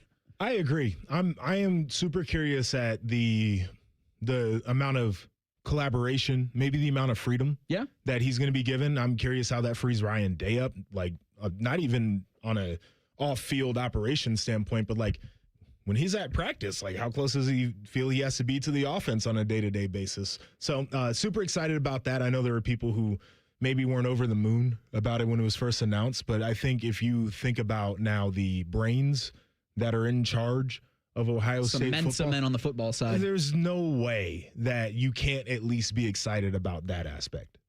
Yeah, and I think it a lot of similarities to when Matt Patricia was brought in. Like, that guy is a college coordinator? Like, I don't know how that's going to go. Well, I think there's faith right now in what Ryan Day's done with his hires, that this is also going to work out. Yeah. Yeah, really excited to see just kind of how everything works, how they all work together, Arthur Smith and Julian Sain. And certainly for Ohio State's offensive coordinator, he's never had this kind of talent disparity at this level that he did in the NFL? No, absolutely not. So how he works with that is going to be really fascinating, and I think a fun thing. One of the many fun storylines for the Buckeyes in the spring. In case you missed the big news from this morning in the NFL, Jackson Smith-Njigba, the NFL's Offensive Player of the Year, he got paid, and deservedly so. He was, I think, the biggest reason for the Seattle Seahawks to be in the position to go win the Super Bowl, and certainly their most important piece for the future if they want to defend that championship. They're going to give him a 4-year contract extension, $168.6 million. The deal's averaging $42.15 per year, $120 million in guarantees. A 2-time Pro Bowler will be with Seattle through 2031. And the question now, I think, goes to Puka Nacua in the same division. You've got their wide receiver, or also on his rookie deal, that might want more, deservedly so. Sure. I mean, probably. And you think he will? You think it's deserving? Two different questions. Yeah, I mean, the deserving part is where I think we all struggle, this idea of the deals that continue to go up. Now, he's going to ask for it. I think he'll probably get it. And again, as one of the top wide receivers in the NFL, has probably earned the right for it. You mentioned earlier about Puka and the way that he was used in the LA offense. Yeah. I see a similar thing out of JSN. Like I think one of the smartest things that they did in a lot of the offensive formations was they made it so people couldn't get their hands on JSN at the line of scrimmage. He would be in motion. They lined him up in the backfield. And I think his ability to be in formation all of those different ways, but their ability to call it that way, which, they're going to have to figure out. Can we do it the same? Because our offensive coordinator is going to go off and do his own thing. But that, to me, was one of the most impressive things, was like they saw him as a true weapon and used him as such, and he was very productive because of it. And JSN's agent probably went to Seattle. And this doesn't sound like it was ever really anything near contentious, because I think Seattle understands the importance. JSN deserving of the contract. Certainly now with them losing Kenneth Walker, the unknown status of Zach Charbonnet could be now you need my client more than ever. Well, you didn't want to pay Kenny all that money, so go ahead and put in my client's check. Right. It's one of those things where, like, damn, I wish I was an agent. I don't know if I'd have been a good one, but just at least, give it a shot. I don't think you even have to be. This is probably disrespectful to the agent profession, so I apologize to any of those people. I don't know how good you have to be if you got the right clients. It's very true. Like the deals, basically, the rookie deals literally do themselves. And then after that, it's like, all right, what did the last guy get paid? What was his guarantees? Or we're going to do the same thing. And then just make sure that, like, they take the morals clause out of there, because I don't know what you do on the weekends, and we're good to go. That's the one thing I think, maybe not the first, but maybe the second thing you're having in those rooms where you're like, well, just, there's no morality clause here. Right. My client is not accepting that. Yeah, so. No, y'all are going to pay all these guarantees. Talking about the Seahawks making the postseason, climbing the mountaintop in the NFL. Ohio State and the women's basketball program looks to summit college basketball's mountaintop. The madness, it's here for Ohio State women's basketball. Buckeyes face Notre Dame today in the second round of the NCAA tournament. Coverage at 3:45 over on the Fan 2. That's 1460 on the AM dial, chasing the championship. Presented by Logan Services, a proud sponsor of Ohio State athletics. So Tyler Danberg is going to be on the call of that. A real interesting, I think, a cool thing for Kevin McGuff, who coached at Notre Dame. A full circle moment for Notre Dame's head coach, who her mentor is Kevin McGuff, and he coached their coach, Ivy, at Notre Dame, former teammates and best friends with Kevin's wife. She's also the godmother of their daughter. That's awesome. On a show I used to do back in the day, had the chance to interview Niele Ivy, and she is phenomenal, a really fun personality, a great basketball coach. I love Kevin McGuff, the way that he's been able to coach this program. I think there's like this little bit of weird pressure of you got to get back to the Sweet 16, and you've had some early exits in the tournament. But like in terms of coaches who I think do a hell of a job with their squads, like that's going to be a heck of a matchup. Yeah, it's winner there at the Schottenstein Center has Illinois or Vanderbilt in the Sweet 16. It was all chalk for the women's tournament outside of Virginia. The Cavaliers upset Georgia. That's a 10 over a 7. So, right? How big of an upset do we want to say it is? How big of an upset are we talking? I mean, there were 2, I think, 9 over 8s on the women's side. I think there were just as many, maybe one more 9 over an 8 on the men's side. So chalk, for the most part, is good when you talk about the second weekend of the tournament because for both the men's and the women's sides, you have the names, you have the brands, you have the coaches, you have the players. And I think what you have, or what you're going to have starting this weekend, you're going to have a lot of really, really highly competitive, high-level basketball. And that's what we want at this time of the year. It's what I mentioned earlier. Like, of course, people love the Cinderella run because it gives you an underdog to root for if you don't really have a rooting interest. But at the same time, we want tight games. We want really well-contested games. We want the drama. We want the feeling of who has the ball last and can they make a play. And probably you're more likely to get that outcome when you have more evenly matched teams. And we like, probably because of that drama, we like Cinderella early on. Yeah. But we don't love Cinderella towards the end of the tournament. You know, the numbers prove that. The water finds its level. When a VCU or a George Mason gets that far, people kind of tune out. You want the blue bloods, so to say, in the tournament there at the end. And I thought it was interesting earlier talking about the tournament. This is the second Sweet 16 this decade without Kansas, Kentucky, or North Carolina. And prior to 2021, it hadn't happened since 2006. So you get a weird tournament here where some of those are out. You still got Duke. You still got UConn in there. Michigan is obviously a big brand. Arizona is a big brand. But some of the bluest of the blue you don't have this year. I think this tournament, though, has been pretty it's fun. Been awesome. And I haven't been able to consume it as much as some being over in Dayton this week with the state championships. But what I've seen of it, this tournament has delivered. I feel like I've seen people whining about it, and I disagree with that. Yeah. And a lot of it is like, oh, it's so chalky and there haven't been as many upsets. And like, if that's all you're watching for, then whatever. But yes, I agree with you. Like, this has been a ton of fun. A lot of these games have gotten me roped in early and kept me the whole way, and I think that's all you want. Really, my only gripe with some of this has been the start times. Like, the start times are miserable. Last night, I want to say, was it the Alabama, Utah State, or who am I thinking? Arizona, Utah State. Yeah. Alabama was playing Hofstra. There you go. It's like 9:15.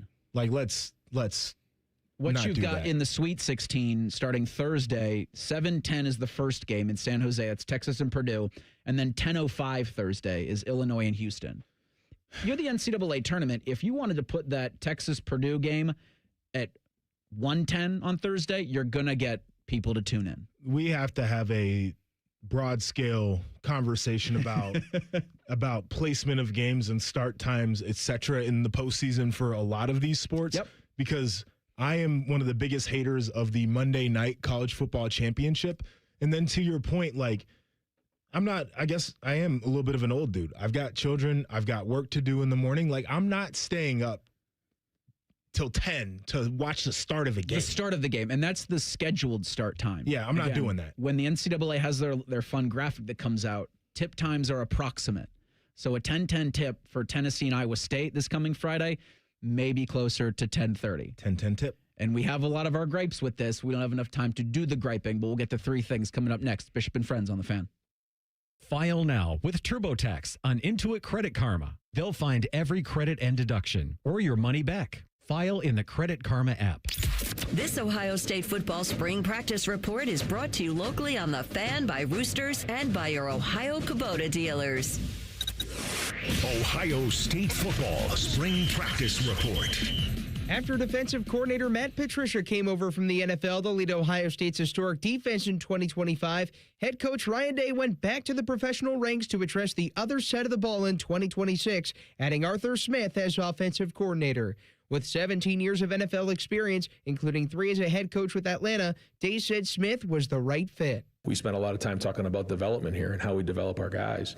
So if I'm a recruit and I come in and I have Arthur on offense and Matt on defense, I know I'm going to get, coached like an NFL team. Guys know that they're going to have an opportunity to develop and be ready to step into these roles, and that's a big part of recruiting nowadays. I think it gives us an edge because of our history, what we've done, and the type of people that's in the building. So all of that comes into play when making these hires. This report was brought to you by the Ohio State Wexner Medical Center and by Weber Weber Grills. I'm Tyler Danberg on the Ohio State Sports Network from Learfield. There's one medical team in Central Ohio skilled enough to care for your favorite Ohio State team, and Buckeyes everywhere. The Ohio State University Wexner Medical Center is your choice for the most highly specialized orthopedic and sports medicine care. Our surgeons, physicians, and physical therapists have access to the most advanced treatments and innovative recovery approaches to get you back in your game. Because on or off the field, our team is your team. The choice for your orthopedic care is clear. Buckeye fans, game day just got hotter. Whether you're parking the shoe lot or grilling at home, it's not a tailgate without Weber Grill's Traveler Grill. Fires fast, folds flat, fits compact, and delivers championship flavor every time. Burgers, brats, steaks, even rival fans agree. Bring the taste of victory wherever you grill. The Weber Traveler Grill. Tailgate tough. Buckeye proud. Weber Grills. Taste the tradition. Proud sponsor of Ohio State Athletics. Everybody knows that Roosters is a fun, casual joint with their award-winning waitstaff, great food, fun, and laughter. It's a quick stop on the way home to sit back and unwind. It's a front row seat to the big game. Roosters is where you, your family, and friends can order pizzas, sandwiches, salads, and more. And the home of award-winning wings that are fresh, never frozen, and so big you won't believe it. It's your family's other dinner table. Roosters, a fun, casual joint, and the official wing sponsor of Ohio State Athletics. Imagine yourself in a new Toyota, like a stylishly affordable Corolla. Now through March 31st, get 4.99 APR financing on a new 26 Corolla, Corolla Hybrid, or Corolla Cross. Excludes GR Corolla. Or lease a new gas-powered Corolla LE for $199 a month for 36 months with $36.99 due at signing. With approved credit through TFS. Tax, title, and license extra. Call 1-888-36-TOYOTA for details or go to Toyota.com. Toyota, let's go places. The reason many of us hate insurance companies is because some of them act like bullies. I'm John Morgan of Morgan & Morgan. I've been dealing with these creatures my whole career.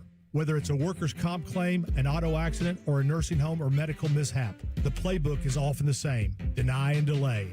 We became the largest injury firm in America for a reason. We fight the bullies. They know who we are, and I know it makes a difference for our clients. Just go to forthepeople.com and see our results and our verdicts after those bullies gave us their final offer. Hiring the wrong firm can be disastrous. Hiring the right firm could substantially increase your settlement. It's easy to get going. Visit forthepeople.com on your phone or computer, or call us on your cell at pound law, pound 529.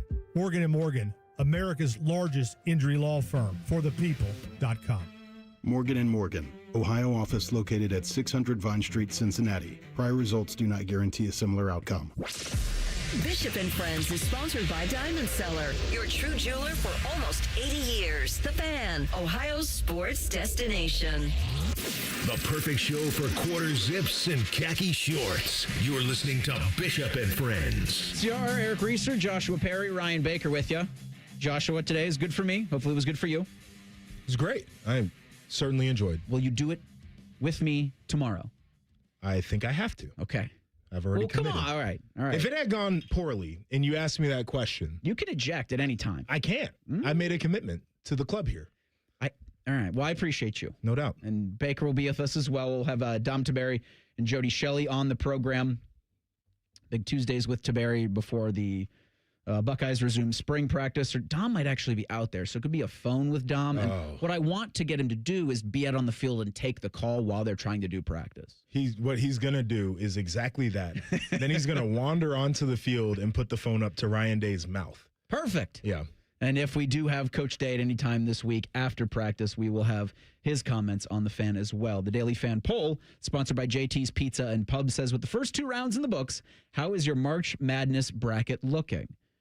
Options are still very good, not too bad, lighted on fire. 42% have lit theirs on fire, 41, not too bad, 15, still very good. I think for ESPN, there are no more perfect brackets. Well, surprise. Light mine on. You light it on fire really after the first day of tournament action for me, but I can't quit doing brackets, even though I know they're not going to be good. They're never going to win. It's just, and it's mostly because of the physical bracket. I've been doing it since I was in elementary school. In red pen. That was just the pen that was available. All right. There's no rhyme or reason. I didn't do one this year. Will you do one again? Maybe. What would it take for Joshua Perry, who you've only done, 1-2 brackets in your lifetime? I think I've done 3. Okay. And I don't know. I mean, it wouldn't take a lot. I mean, if somebody like enticed me or called me out on a radio show, I'd probably do it. But otherwise, like, I'm like everybody else. I don't want to be miserable because I don't pick right. I don't like being wrong. Next year, Bishop and Friends calling out Joshua Perry. Let's see what Put it in your happens. calendar. Let's table that discussion for now. We'll see what happens in 2027. 1, 2, 1, 2, 3 things. Sponsored by Newman Roofing. For all your roofing, gutter, or siding needs, call Newman Roofing today at 614-NEW-ROOF or visit online at newmanroofing.com. I will just make this my first thing. I used to be 5 or 6 bracket guy, just like I used to be 5 or 6 fantasy football team guy. And those numbers in fantasy football dwindled from 5 to 3 to 2 to 1 to none. I don't play fantasy football. And it's a similar thing with the bracket. I do 1. I set it and then I forget it. And that's just to have that, because you do it, it's fun, and I only look at it because I've been taking notes on the other side of it, Joshua. I like that. A lot of notes that you jot why down. I exist. Yeah, I scribble a lot during the program. I like the scribbling. All right, my first thing, my son James turned 2 on Friday, and we had a birthday party for him yesterday. And my wife was telling all the people coming, don't bring him gifts. And everybody brings a gift. And I'm going to sound like a grouch here. I appreciate. No, I love where you're going. I appreciate. He has so many toys. And there's only so much space in the playroom, and he plays with one thing for 2 seconds, and it's out, and it's a mess, and it's putting more toys into the mix doesn't help. One thing he has that has been neglected is a $529 college savings fund. The $50 that you spend on the gift, write a check to me, and let's pay for this boy to go to college, because he doesn't need another Mickey Mouse. He doesn't need another Paw Patrol. He needs to be educated one day. It's a good job out of you. How about a drum set? Could we get him a drum set? There you go. I would fight you. I'm fist fighting. I tell people no lights and no sound. I'm the worst, man.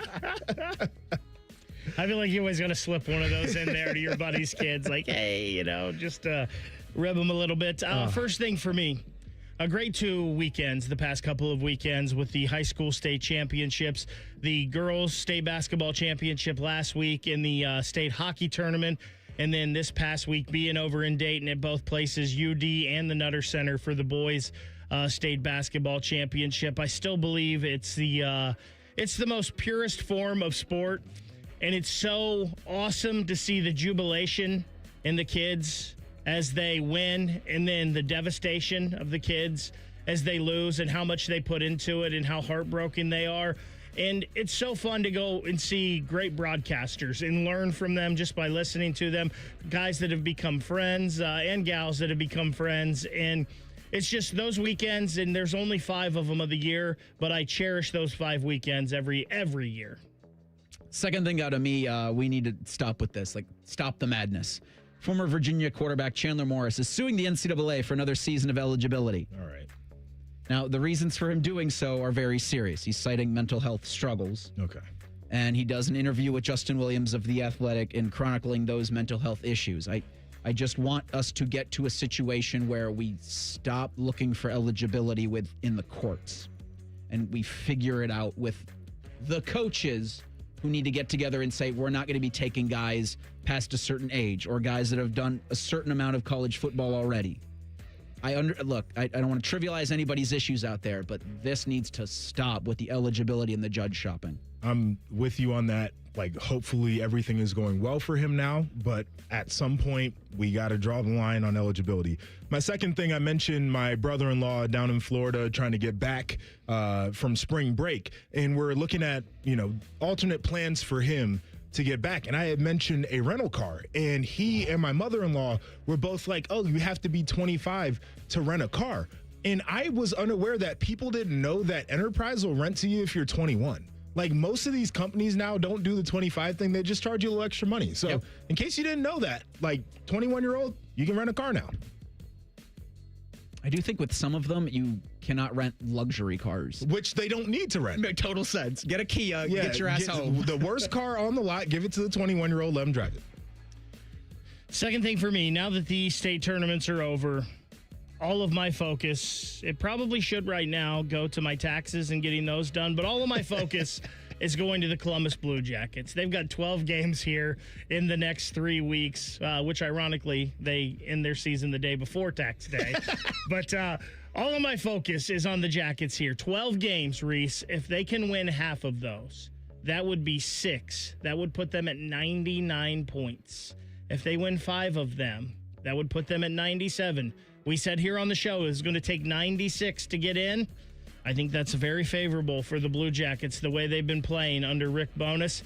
I'm excited for this 3-week stretch here, and hopefully beyond. Hopefully this goes well into May and maybe even June for the CBJ. Yeah, 18-3-4 under Bowness after that loss to the Isles. Is their first regulation loss for the Jackets since February 26th. That snaps a 4-game winning streak, but they played their asses off for 3 periods. And I will make this my third thing, because I also didn't know about the rental car thing. And Joshua, I went the entire football season saying Indiana's got a team of players that can rent cars. And then someone's like, hey, dummy, you can do it when you're 21. Yeah. And I was like, all right, well, I'll find another gimmick next year. We'll find a different one. All right. Ohio State's kind of leaning in that let's get older guys direction. I like that. My final thing, mentioned the birthday, mentioned the party. We had a lot of family that was in town. My wife did a great job of setting that up. So I want to say thank you to everybody and how much I enjoyed having a full house of people. One of the greatest feelings in the world. Final thing for me. We mentioned the Blue Jackets. 12 games remain for the CBJ. We are going to give you the chance to see one of them. So as soon as this show goes off the air, call 614-821-9710. And since there's 12 games remaining, we will go the 12th caller. So 12th caller, as soon as this show goes off of the air, we will give a pair of tickets for the Jackets game against the Carolina Hurricanes next Tuesday night, March 31st at Nationwide Arena. You can also learn how to join the Jackets on a once-in-a-lifetime trip to Montreal. All the details, 971thefan.com. 12th caller as soon as this show goes off the air. The season wrap-up edition of the Jake Diebler Radio Show comes your way here in moments. Joshua, I did want to ask you real quick, and we've done some questionable clock management. When you shot the cannon at the Blue Jackets game, was that your first game at Nationwide? No, I've been to games in the past. That was my first one in a while. Do you know your record when you are at Nationwide? It ain't good. All right, well, maybe you join them for games in these next 12 and bump those numbers up. Got to. All right, we will be back tomorrow. Jake Diebler's show coming up next. It's Bishop and Friends, 9 to noon on Tuesday, right here on The Fan.